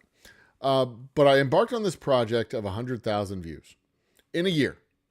That was the goal. 100,000 views in a year. I can go ahead and stop recording. What I want to do with this recording is actually clip the PRSC part and put it up as its own video. So there will be a memorialized version of the PRSC scam story on YouTube. So when the next company goes looking for any information on these rat bastards, they'll be able to find it because it'll be on the YouTube. There'll be a story on LinkedIn. There's a review on Bizpedia. There's another post on LinkedIn. There'll be that video. There will be, I'm seriously, legitimately thinking about building a whole fucking web page that just shows email after email after email after email after email after email after email from these people, because I mean, truly rat bastards. I mean, the type of person that would sit there and prey on a small business is the type of person that deserves to be dragged out back and fed to the fucking alligators. And I'm not even being hyperbolic. I'm not even talking about like small alligators. I'm not even talking about chopping them up and giving them to the alligators. I mean, just throwing them in the fucking lake and letting the alligators have their way with them. You just drag them to the swamp in East Louisiana and just go, there you go. You're getting out here. This is your stop. Best of luck. Best of luck, partner. Ugh. I hate these. I really I don't hold a lot of hate in my heart for a lot of people. I mean, I hate fascists and I hate scammers. Those are the two types of people I think that it's legitimately okay to hate if you're going to hate. I'm getting some messages onto my Facebook page, but not a follow-up to the question of this bar and umble. I really don't know what that question meant, but I would like to find out. Okay. So what was I talking about? The 100,000 project, the 100K project. So the goal was to get 100,000 views in a year, because I wasn't getting a lot of traction with my videos. I was getting 150 views on my videos, tops, usually more along the lines of 60 to 80, if that, sometimes closer to 20. But I was trying to do short form videos, the old Humble rants, things like that. Like the parts of these shows that worked, like trying to translate them out into the real world. So I'd talk about, I would talk about gas station coffee, or one of my most popular videos was the one where I was talking about plumbing versus electricity and how it's the 21st century, and I do not know. I don't know how to do electrical. Excuse me. I don't know how to do electrical wiring. I don't. I know that the blue smoke makes the appliances work. And the blue smoke lives inside the wires, and it's supposed to stay inside the wires. When the blue smoke comes out of the wires, and the wires don't work anymore, and the appliances don't work anymore. That's it. That's my knowledge of electricity. That's it. I don't know how to wire shit. Plumbing, on the other hand, I know how plumbing works. Water goes one direction. It goes from over here to over here. And then you can make it turn. You can make it turn the other way. And sometimes you can make it go both ways. But you can't make it go both ways and go straight. You can make it go this way, go straight, go that way, and then go straight. But that's just how water works. You can't make it go three different ways. You can make it go two ways. You can make it go one way and another way at the same time. You can make it go one way and another way at the same time. Like this. Like you make it do that, but you can't make it go like that. You can't put up a four-way connect. You can, but you shouldn't. I mean, you can do a manifold type of anyway. I understand plumbing. Because if you screw up plumbing, you get drips. If you screw up electricity, your entire fucking place burns to the ground. So, yeah, I can do plumbing, but I can't do electricity. And it's the 21st century. Like, people have been using electricity now for 400 years. It's one of the hallmarks of civilization. I don't get it. I don't know how to do it. There's a dude in Nigeria, like a kid in Nigeria, who hooked up a windmill and electrified his entire village based on a book that he found in a library. I've got libraries. I've got the whole damn internet. I vaguely understand it, but don't ask me to do it. I can't do it. I can't. I don't know how to do it. I just don't know how to do it. I need to do something about this facial hair, though. I really do, because this is out of hand. I mean, it looks like it's It looks like it's uneven up here, and it might be. It doesn't. It looks like it doesn't connect over here, but that's just gray hair there. This looks completely bald, but like I have a little tuft of brown right there. Like this used to not be gray. This used to all be dark. I'm going to have to do something about that.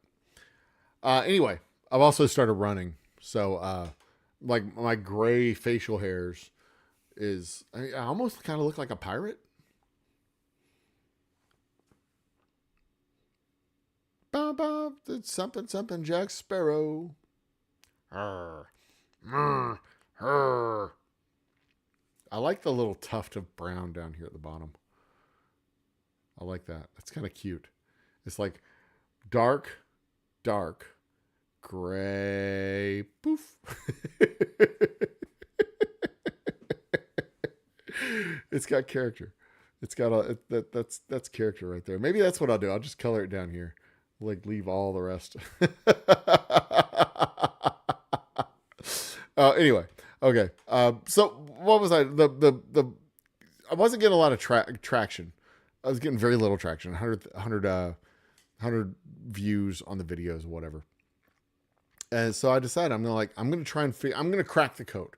I'm going to sit down and try and figure out the fucking code, whether it's keywords or marketing, advertising, advertise a channel, whatever it is that I need to figure out. The goal was to get 100,000 views because I figured if I got the views, then the watch time would follow, and the watch time followed, then the monetization came. When the monetization came, then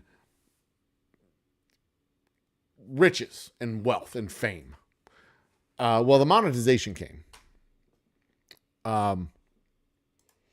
There's no wealth and fame and riches yet, but I think I'm working on my third $100 check. That's where we're at right now. I'm at, I think, $73. I'm at 4,628 subscribers. And $73.26 worth of revenue this year. This year, my last check was December of last year. So that's where we're at on the monetization side. But I was skeptical. Like I started thinking about how I consume YouTube. Like where do I spend most of my time watching videos? And I probably spend... honestly, probably spend 2/3 of my time on the shorts part of YouTube. Between YouTube, Instagram, and TikTok, about 3 years ago, I was probably spending 2/3 of my time on the shorts. Now, I'm probably more like half and half, and almost all of my time is spent, all of my media consumption time, almost all of it is YouTube now. I don't hardly do Instagram. I don't hardly do Facebook. I don't have TikTok anymore. I don't have X or Blue Sky. Like I got rid of those apps, and my mental health has gone through the roof. Way better. There's no doom scrolling anymore. But I can flip through some shorts on YouTube and some reels, I guess. Reels I can do reels through Facebook. The cool thing about the reels on Facebook is that the girls all stay the same age. It's like that guy in Dazed and Confused. I get older, but the girls stay the same age. And it's the same dances and all. It's just, it's innocent dancing and nonsense, but they're cute. I still got blood in my veins. Not gonna lie, they're cute. I mean, they're good kids. And it's not like, I'm not seeking out their OnlyFans. It does feel a little creepy. I'm going to be honest. It feels a little bit creepy. But, yeah, c'est la vie. Anyway, where was I? So I set out on this project for 100,000 views, and I started thinking about how I consumed the YouTubes, and I started saying, I'm consuming more and more of the shorts. So I started doing a handful of reaction videos on the shorts, and those took off. I'm like, okay, I found a thing that works, and I started doing the thing that works, and I started doing more of the thing that works. And of my 2.5 million views right now, 2.53, I think is where I'm at. We passed 2.5 on, I believe it was Monday morning, Sunday night, Monday morning. As of right now, if I look at my analytics, I'm at 2,518,000. 2518. So does it see the number there? Oh, it's up here. It's wrong camera. 2518.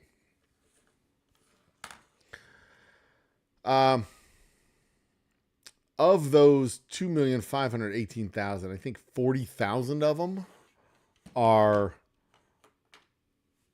lives and videos.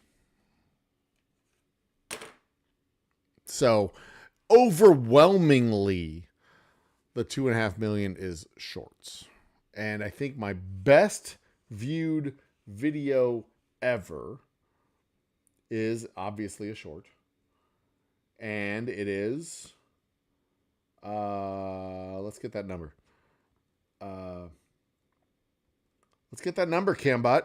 The best viewed ever video lifetime for the Old Humble Distilling Company is, drum roll please, I don't think I've passed 100,000 views on any of them. It was a potato chips to mashed potatoes video reaction, 63,900 views. 63,900 views on my most watched video. So it's not like I'm out here hitting it out of the park. I'm still a minor nothing on the YouTubes.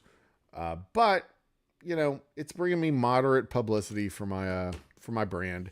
It's bringing me a little bit of recognition. You look up Old Humble Distilling Company in the search results. You get some entertainment, some comedy. I've started mixing in some actual whiskey content and some actual distillery content to the shorts. Some honest to God, like straight videos, not reaction videos to someone else. So, I mean, almost every day I post a video to Facebook telling people we're open, 3 to 9 p.m. Come out and see us, So I've started cross-posting those things to YouTube. And they're not just falling flat on their face. Some of them are actually getting a little bit of traction. I get a few hundred views, close to 1,000. If they get 1,000 views, I'm happy. 1,000 people know that we're open on Tuesday for steak night, or 1,000 people know that we're open on Thursday for, what is Thursday? Trivia night. Yep. So there you go. But yeah, that's it. It was a concerted effort, a focused effort to do the thing. It is not nearly as impressive to me as people who are getting hundreds, thousands, and tens of thousands of views on their videos that they post because they've just fucking figured out the algorithm. And I haven't figured out the algorithm. It's not my thing. But one of these days, maybe I'll hire a social media man. I don't want to say that out loud because then I don't want to get a bunch of bots sending me a bunch of fucking emails about being their social media manager. But one of these days I'll hire a social media manager to do this, and we'll produce like 6 or 8 videos. And most of the videos you see on my YouTube channel will disappear.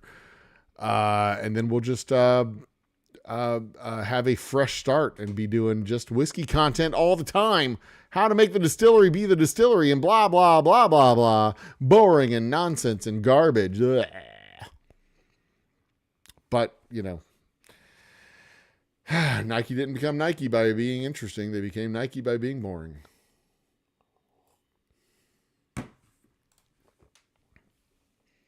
$107,000 views lifetime. That's fucking impressive, dude. I mean, you get most of your views off of lives and review videos. I'm not gonna lie. I find that to be impressive as fuck. My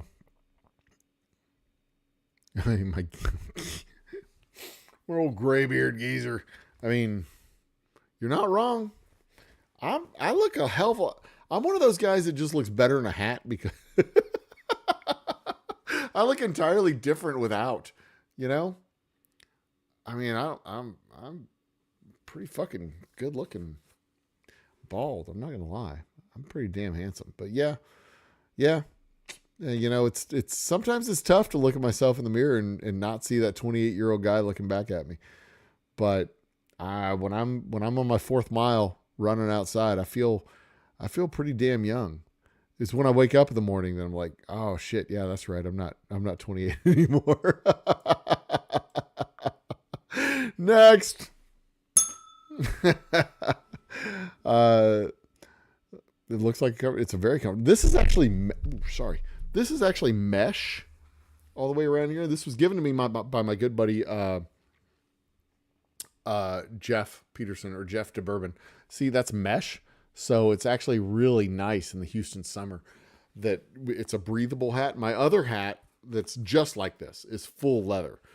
And they're all very crushable hats. My leather, my old Humble Guy, my leather old Humble Guy hat, the one that I have at the office, is it has traveled more than 10,000 miles with me. This one is getting up there. It's about 4,000 miles.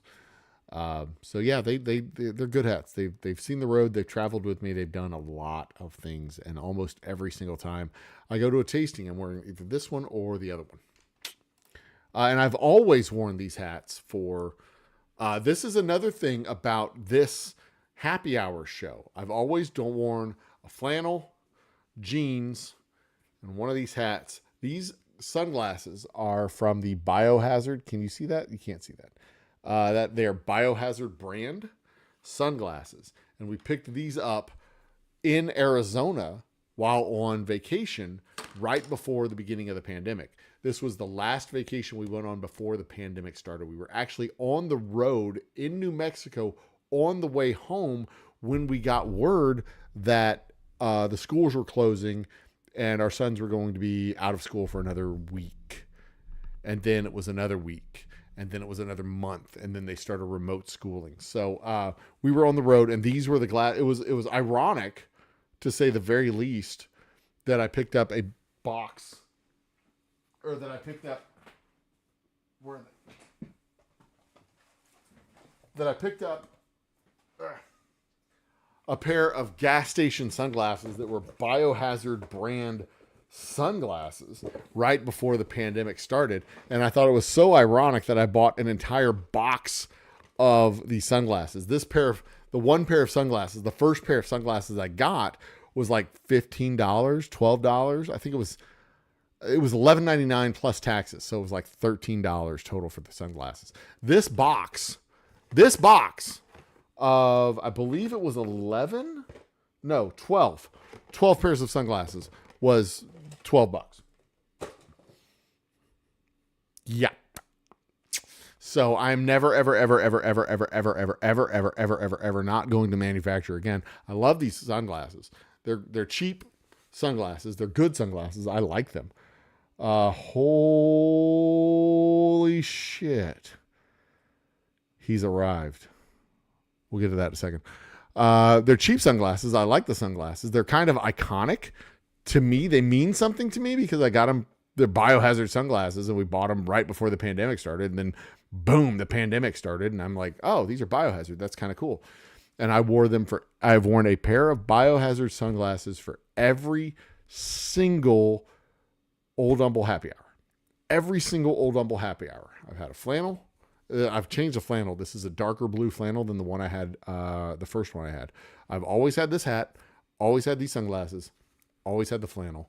And for the first probably 120 episodes, I didn't wear shoes, but y'all didn't know that because I was just comfortable. It was during the pandemic, and I just wasn't wearing shoes. So yeah, I lost my first pair of sunglasses. No, I didn't lose. They broke. My first pair of sunglasses broke, so I had to buy new ones. That's why I have the entire box of 11 or 12 of these. And I had green and orange and blue and red. Green, orange, blue, red. And there were 3 pairs of each color. And all of them are gone except for like 3 more. I think I've got these 2 green ones. I've got a pair of orange ones at the distillery, and I've got a couple in the box over there. So I should be a fucking brand rep for Biohazard sunglasses. I should. I really should. Next, do it. Name names. I did. Max, Alex Augustini, and Bianca Zhang, and Joanna Xing, and Sarah something or another. They're all cunts. I mean, you can go to the webpage and look it up. They're all cunts. They're all just pieces of absolute horseshit. And like I said, they may have a legitimate business model outside of the United States, but they also pull this scammy shit inside the United States. They're full-on garbage humans. Full-on garbage humans. Mr. Great Shot, again, sounds like a scam because, say it with me, it's a scam. Yep.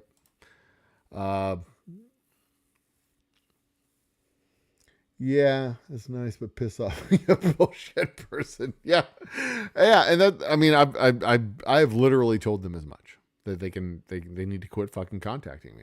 I told Max that if he wants $3,742, he can come to my distillery and suck my dick. I've told him as much.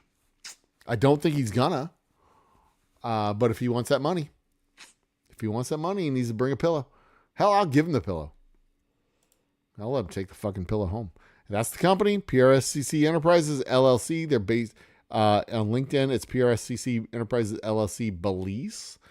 And they are an active company in Belize. They used to be an active company in the state of Texas, but they were voluntarily dissolved in the state of Texas in order to start a new company in Florida, but they could have done both. They could have been a company in Texas and Florida. It doesn't cost anything to renew your license every year in Texas. You just have to have a regular filing every year, but they chose not to, probably because they were being chased for fraud. So fuck these guys. Fuck these guys. All right. And looky there.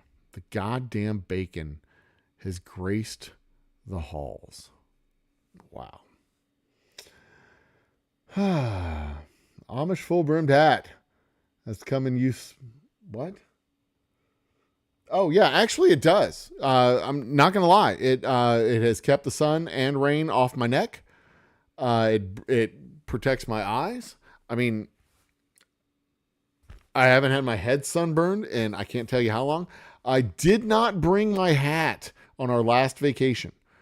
I left my hat at home. I forgot it. We rushed out the door and I forgot my hat. Both of my hats. I had a ball cap. I wore my ball cap for our entire vacation. We went up to visit Denison, Texas, where Eisenhower was born, the first true Antifa president, Dwight D. Eisenhower. We went and visited his home. We toured the town. It was a beautiful town. We went to a park. And when we went to the park, I left my hat at the cabin we were staying at, and my head got a little sunburned. I've never had my head sunburned wearing this hat.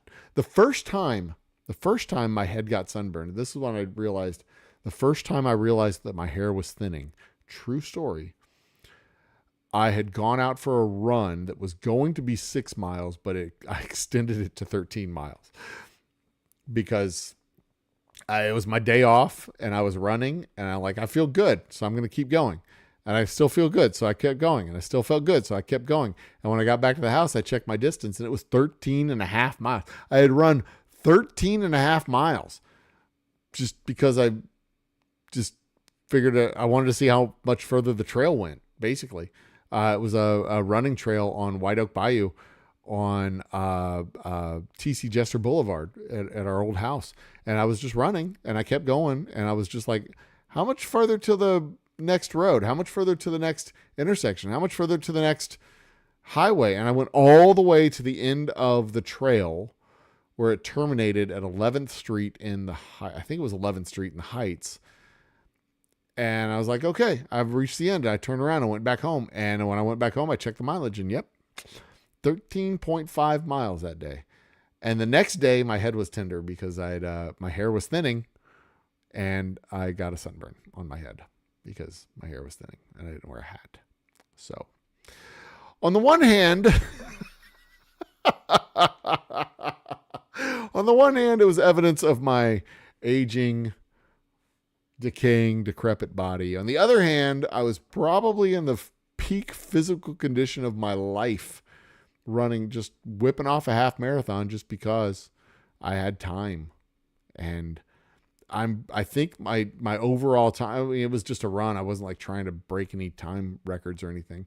I think I ran that half marathon in about 2.5 hours, which is about how fast I run half marathons. Back then, I ran half marathons. Now, if I ran a half marathon, it'd probably be 3 hours because I'm old.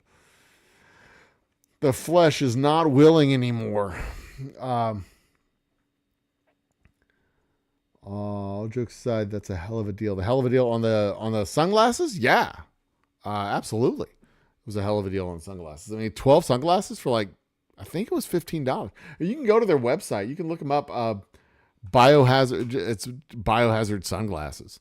In fact, I'm going to go Google that right now to tell y'all the website. Y'all can go fucking buy your own Biohazard sunglass box of Biohazard sunglasses. Biohazard, HAZRD.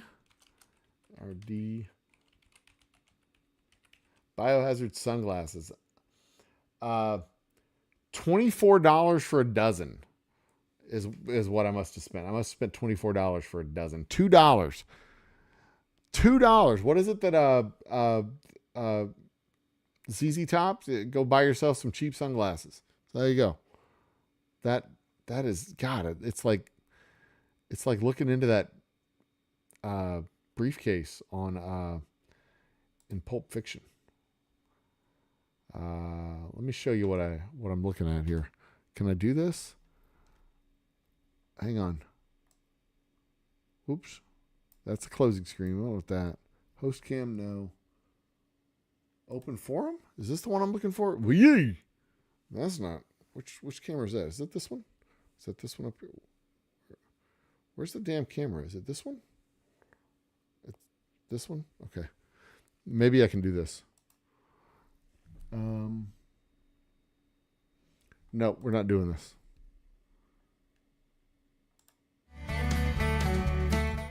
There we are. We're back.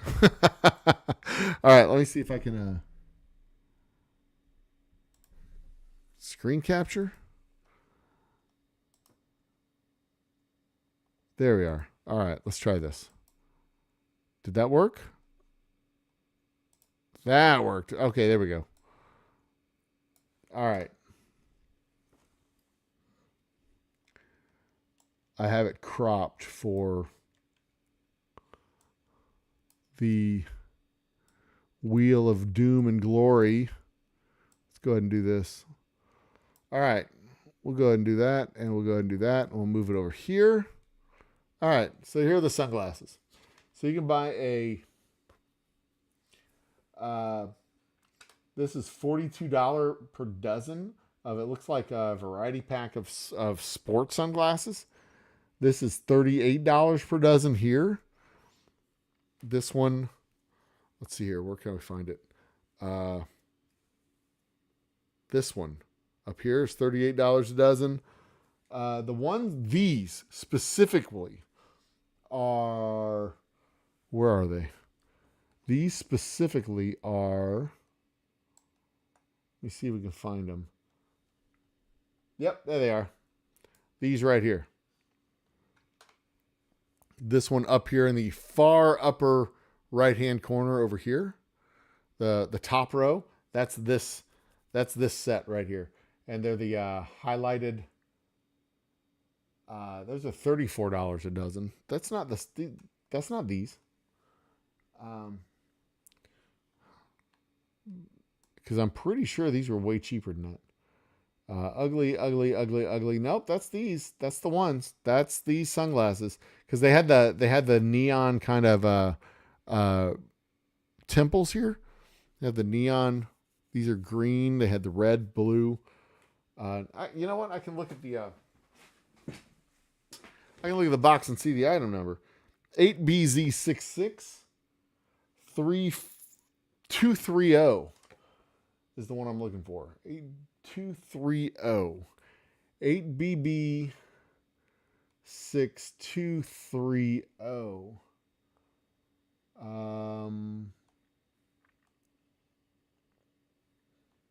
Let's see here. Search. Here we go. I'll search them up. 8BZ 66230. Go.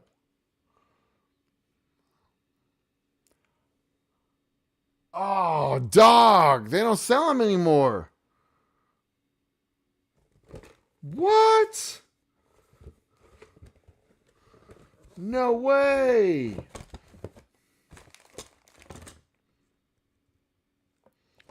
No way.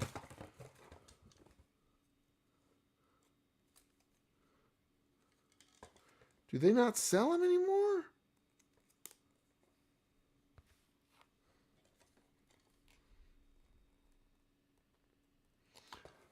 Dog, that ain't right. Let me look. I got to put on my old man glasses.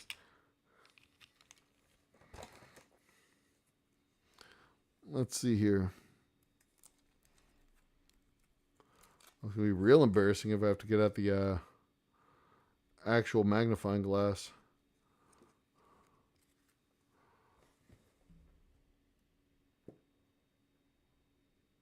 Yeah. No, it doesn't have any additional identifier. No, I'll be damned.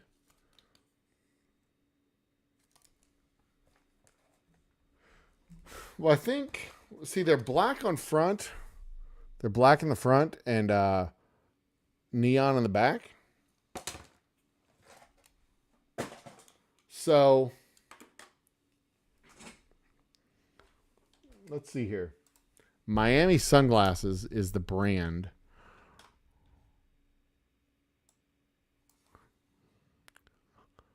I want to give them their proper shout outs. Miami Sunglasses. There's the company name, the brand. All right, so I'm trying to find, it might be this one. 66322.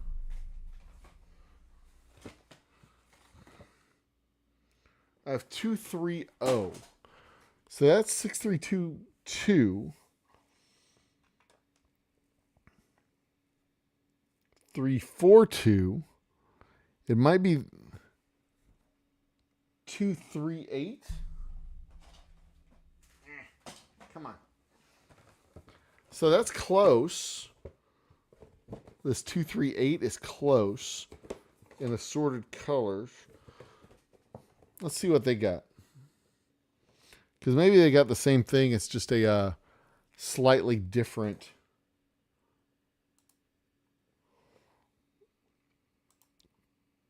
color set.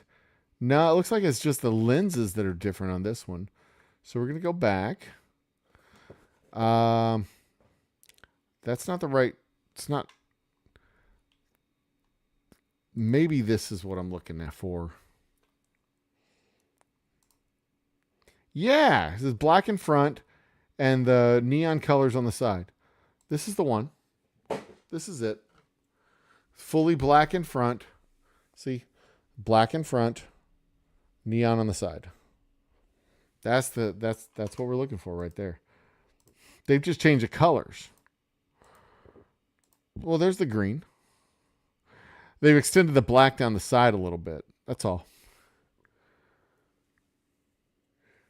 Excuse me. That's all. They just extended the black down the side just a tad bit. I don't know if I like those, though. I guess maybe I should have just bought a whole bunch of... There's 319.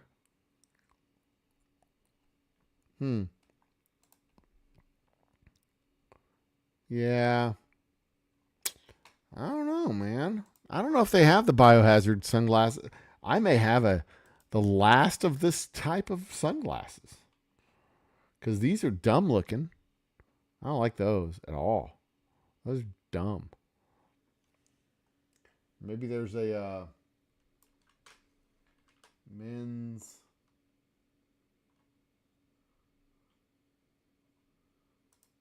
best. Oh, biohazard. There it is. Men's biohazard. Well, I was just there. That's where I was looking at. The women's biohazard?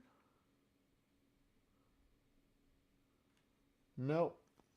This is what we're looking at. Huh. They don't have this particular model 320 anymore. They have 319, 308, 309, 311, 66, 290, 300, 30, 319, but not 320. How about that? Guess y'all should have gotten a pair for me when you had the chance. Oh well. I'm sure they'll respond with this. This is close. This one's close. This is probably as close as I'm gonna get too, honestly. With that color temple, that's probably as close as I'm gonna get. Anyway, damn, when they discontinue these, that's almost that almost discontinues that almost signifies the end of the pandemic, man. Oops. We need to get the right caps lock regime here. All right. We now have 6 names in chat to spin the wheel of doom and glory. When it comes time to spin the wheel of doom and glory, I'll spin it soon. We'll get there. Who's that? Independent Joe. Independent Joe's getting on chat. Let's go. Who else do we need to bring in? I need to bring back my Twidget, and I need to change the screen over here so that I'm not washed out completely from the pale ass light. Whew, Lord Almighty. Who's next? Bacon. Craig. What? Craig from Friday got fired on his day off. Oh, Craig from Friday. That's a deep cut reference right there, baby. Oh, and the reason I started wearing the sunglasses for the pandemic podcast, the happy hour, was because these fucking lights were in my eyes like constantly, and I couldn't see because I had this glare on the side of my eyes constantly when the lights were in. So it was either this light right in my face, these lights shining on the side, and I couldn't hardly see. So that's why the sunglasses came out. And then when I changed the lighting so that I could actually see better, I just kept the sunglasses because I thought they looked cool. So there you go. It's Friday, the day off. Independent Joe, man, I haven't seen that name in a while. Good to see you again, man. Not gonna lie, I had a similar heartbreak moment finding out live that the Tiger Bar closed at 9 p.m. rather than 2 a.m. No longer. The Tiger Bar. That's like obviously a place you go to party. I don't know where the fucking Tiger Bar is. I thought you were talking about the Exxon Exxon's shop, convenience store. Put a tiger in your tank, they would say. The same guy that had to eat cereal with water. I'm glad. It's always entertaining to watch y'all have conversations among yourselves while I ramble on about whatever the fuck it is that I'm rambling on. I only wear my sunglasses at night. Corey, one of the Corys, isn't that a Corey movie? Corey Hart song, rather. I think that's a silver lining. I have a collections pair. I do. I have a couple of broken. See, I gave my wife a pair of blue ones and she broke them. I have red, orange, and I have another pair of orange ones at the distillery, and I have these green ones here. Green is the traditional color of sunglasses for the pandemic podcast, the Old Humble Happy Hour, because green was the color I actually got while on the road. True story. True story. All right. We're at the end of the road, guys. It's midnight. It's been 2 hours. I could keep going. I don't have to be anywhere until like 2 o'clock, 2 o'clock tomorrow afternoon. I could keep going, but I think it's time to spin the wheel of doom and glory. I think it's time to spin the wheel of doom and glory and get that free bottle of whiskey given away. There's the wheel. Let me trim this to do just the wheel. In fact, I'm going to move it, get it off that screen and onto this screen. And that fucked it up. Let me fix that. Wheel of Doom and Glory. Where is it? Wheel of Doom and Glory. There it is. Okay. All right. Let's adjust that one more time to make it better. Better. And better. Come on. Better. All right.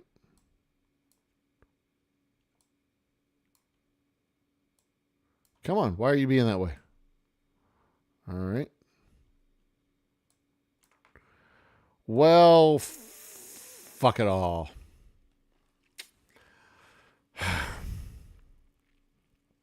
It doesn't fucking matter. All right. 2 spins on the wheel of doom and glory. The first wheel is doom.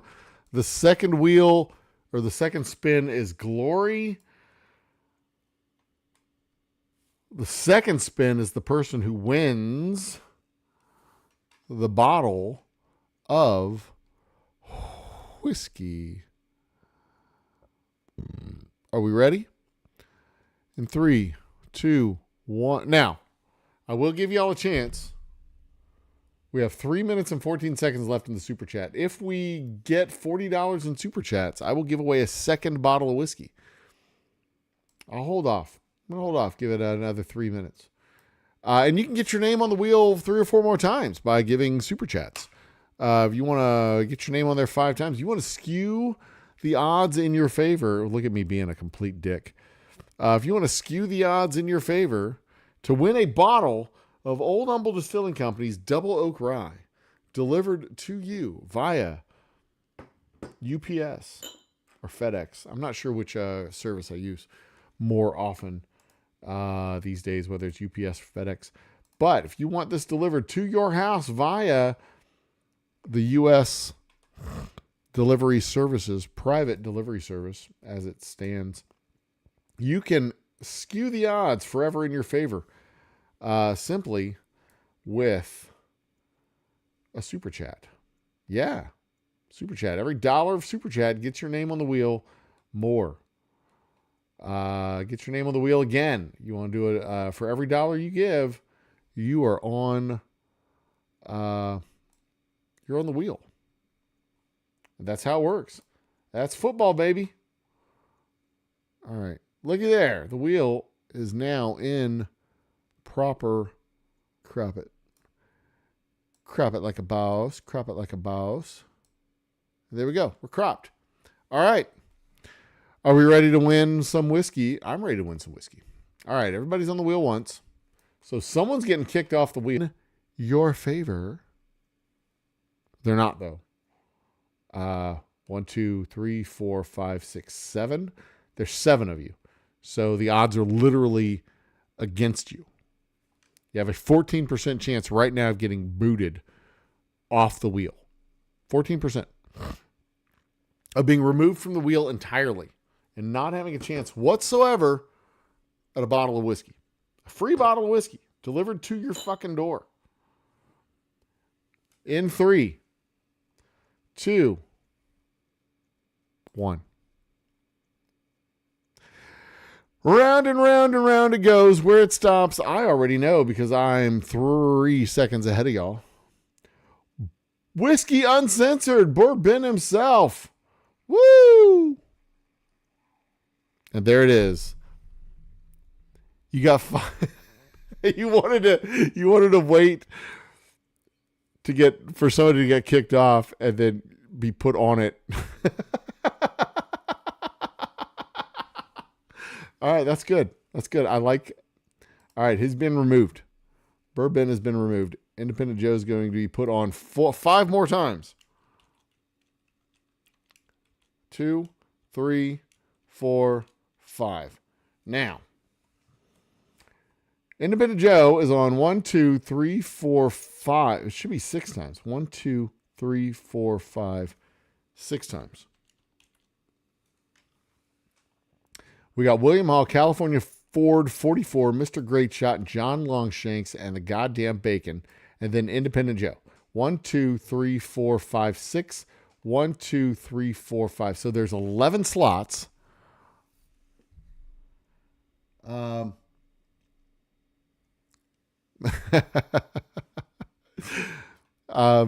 good. It's fine. There's no rule against waiting for somebody to get kicked off. Because if you'd have been on it 6 times, you'd had a 50% chance of getting kicked off the wheel. I'm fine with that. That's cool. You hedged your bet well. You did good. That's how it goes. It worked out good. I think I just highlighted your chat, I think, as the super chat should be highlighted. Okay. Minimize that screen. So you'd have had a better chance of your first one being... So everyone had an equal chance of being kicked off the wheel on the first roll. Now you have a better chance of winning having somebody been kicked off and now you having... Because it could have been... I mean, odds are you would have been booted off and your spot would have been taken by Ben in the winner's round. You did it right. Yeah, I mean, you did fine. Yeah, this is what I would have done. Now's the time to throw in all the super chats so that you're on in the winner's round. You don't want to have your name. You don't want to be on 80% of the wheel in the loser round. You don't want to be on in the doom round. You want to be on in the glory round. That's how it works. That's the smart route. That's the smart route to go. I'm with you. I like the strategy, honestly. I didn't think about it. I'm kind of disappointed in myself, to be honest. All right, the winner's round. We have 1, 2, 3, 4, 5, 6, 7, 8, 9, 10, 11 entries. I have a feeling I know who's going to win this one. I have a feeling. In 3, 2, 1, spin. There's an advertisement behind the wheel. Beep, beep, beep. It is shocker.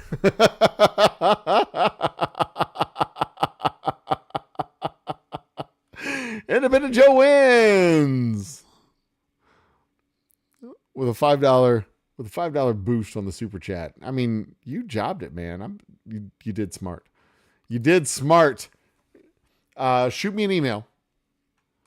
We will coordinate the delivery. My email's not hard to find. info@oldhumble.distilling.com. Shoot me an email. It's info@oldhumbledistilling.com. It's the same email that's on my website. It's the same email that's on the YouTube channel. This is the public facing email. You will be responded to with. I mean, my personal email is the same email, J_Brita. It's not that big of a fucking deal. I'm not hard to find. I keep it that way. That way, scammers and assholes can come and suck my dick.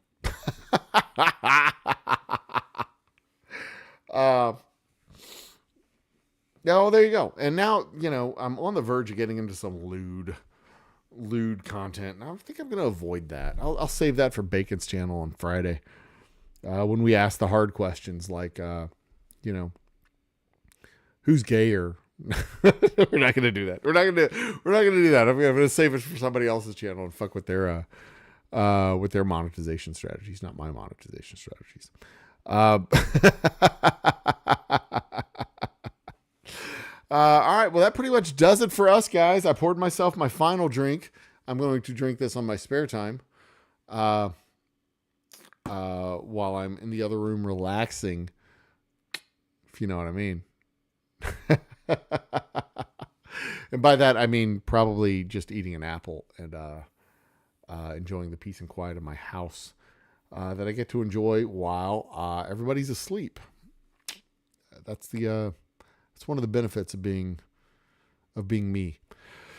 So, all that said, Joe, I appreciate the super chat. Thank you so much for your support. Bacon, William Hall, California, Ford 44, Mr. Great Shot, and Whiskey Uncensored. Thank you so much for coming in. Thank you so much for coming to the party and celebrating 2.5 million views on the Old Humble Distilling channel. I'm as stunned as you are that we've got this many views on this stupid channel with our stupid nonsense doing stupid crap. It really is. It really is mind-boggling. I don't think I've done, I've definitely not made the world a better place. I don't think I've made the world a better place. I mean, I've brought a little humor and levity into the world, I think, with my shorts and reactions. I think that's that. I'm going to go with that. That's a good thing. I think I've done a good thing with the shorts and reactions and even the longer form videos. I don't think I've made the world a worse place with this shit. I don't know if I've made it a better place, but I think I hope I've brought a little levity and joy into the world, a little rationality, a little reasonableness. I'd hope I have not. At the very least, I hope I have not made the world a worse place. And I think that in everything that I do, I try to at least do that. And I know I sell whiskey. I'm a purveyor. I'm a sin merchant. I literally sell a carcinogen that will kill you slowly over dozens and dozens of years. But in moderation, it's not bad for you. Well, in moderation, it probably is bad for you. In moderation, it's not awful. In moderation, the good outweighs the bad. If it's your sort of thing. If it's not your sort of thing, then don't drink it. Nobody's poured it down your damn throat. Linda. But I do appreciate the people that I've met over the 5 years that I've been doing this. 50 episodes a year on average. I do really appreciate the people I've met. I appreciate the artists that I've had on the show. I appreciate the conversation I've had with Lisa, the conversations I've had with Tanya, the conversations I've had with Jay and Ryan, and the artists that I brought on the show, Tifa and Jerry Wayne, and that dude from Holy Moly, whatever his name, I don't remember his name, but he had a cool hat. I liked his hat game. The pint-sized dynamo, whose name is evading me, but her first name's Glenn. Her name's actually Glenn. God damn, she's an aerialist. I see her. I know her. She's a good friend, and she's gonna kick my ass for forgetting her name.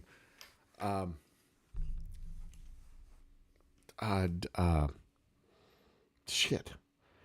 Scabs, Jeff, Chris, all the guys who've been on the show. The 21090 guys that came on the show that one time. Oh shit, because of this show, I'm 1 degree from Kevin Bacon. Or am I 2 degrees from Kevin Bacon? I'm 2 degrees from Kevin Bacon. All of y'all are 3 degrees from Kevin Bacon because of this show. I met his executive director of his charity, the 6 Degrees Project, and another guy who was deeply involved in the 6 Degrees Project, or one of the beneficiaries of funding from the 6 Degrees Project. I met both of those guys who both know Kevin Bacon. So I know people who know Kevin Bacon, which means I'm 2 degrees. Well, wait, if Kevin Bacon is 0 degrees from Kevin Bacon, I'm 2 degrees from Kevin Bacon because of this show. Because of this show, I'm 2 degrees away from Kevin Bacon. Up there on top of my bookshelf is a picture of Kevin Bacon. Well, that's bullshit, old humble guy. There's no way in hell you have a picture of Kevin Bacon.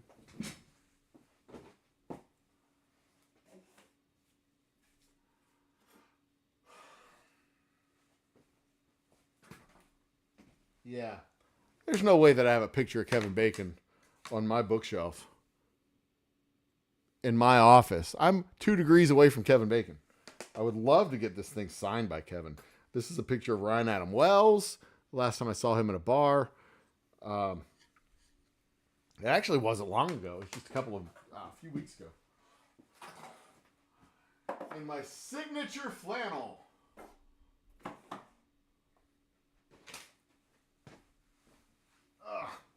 This show has not brought me places, but it's brought places to me, and that's kind of cool.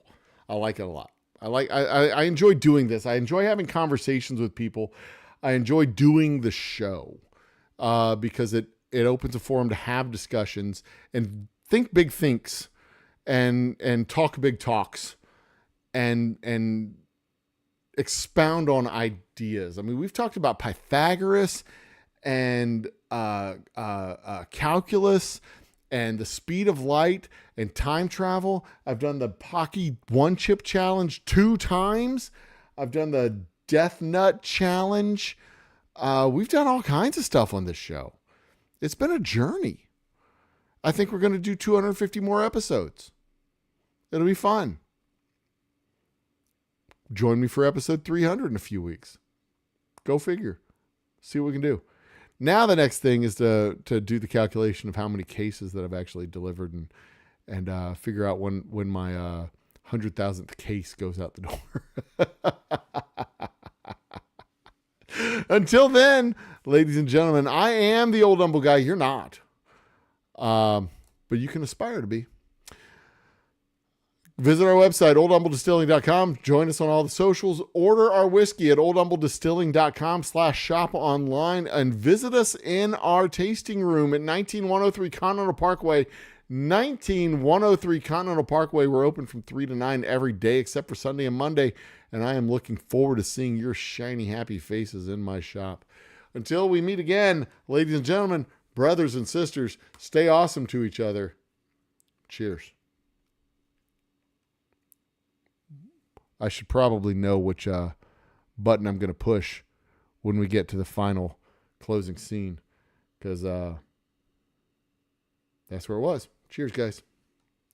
Oh, was it? Your second video was 1-chip challenge? Your second video? Man, I'm going to have to do my whole closing spiel again. Your second video was a 1-chip challenge. Ugh. The first time I did the 1-chip challenge, it wasn't so bad. The second time I did the 1-chip challenge, man, it tore my asshole up. Ugh, that was awful. Anyway, good night, everybody. I am the old humble guy. You're not, but you can aspire to be. Cheers.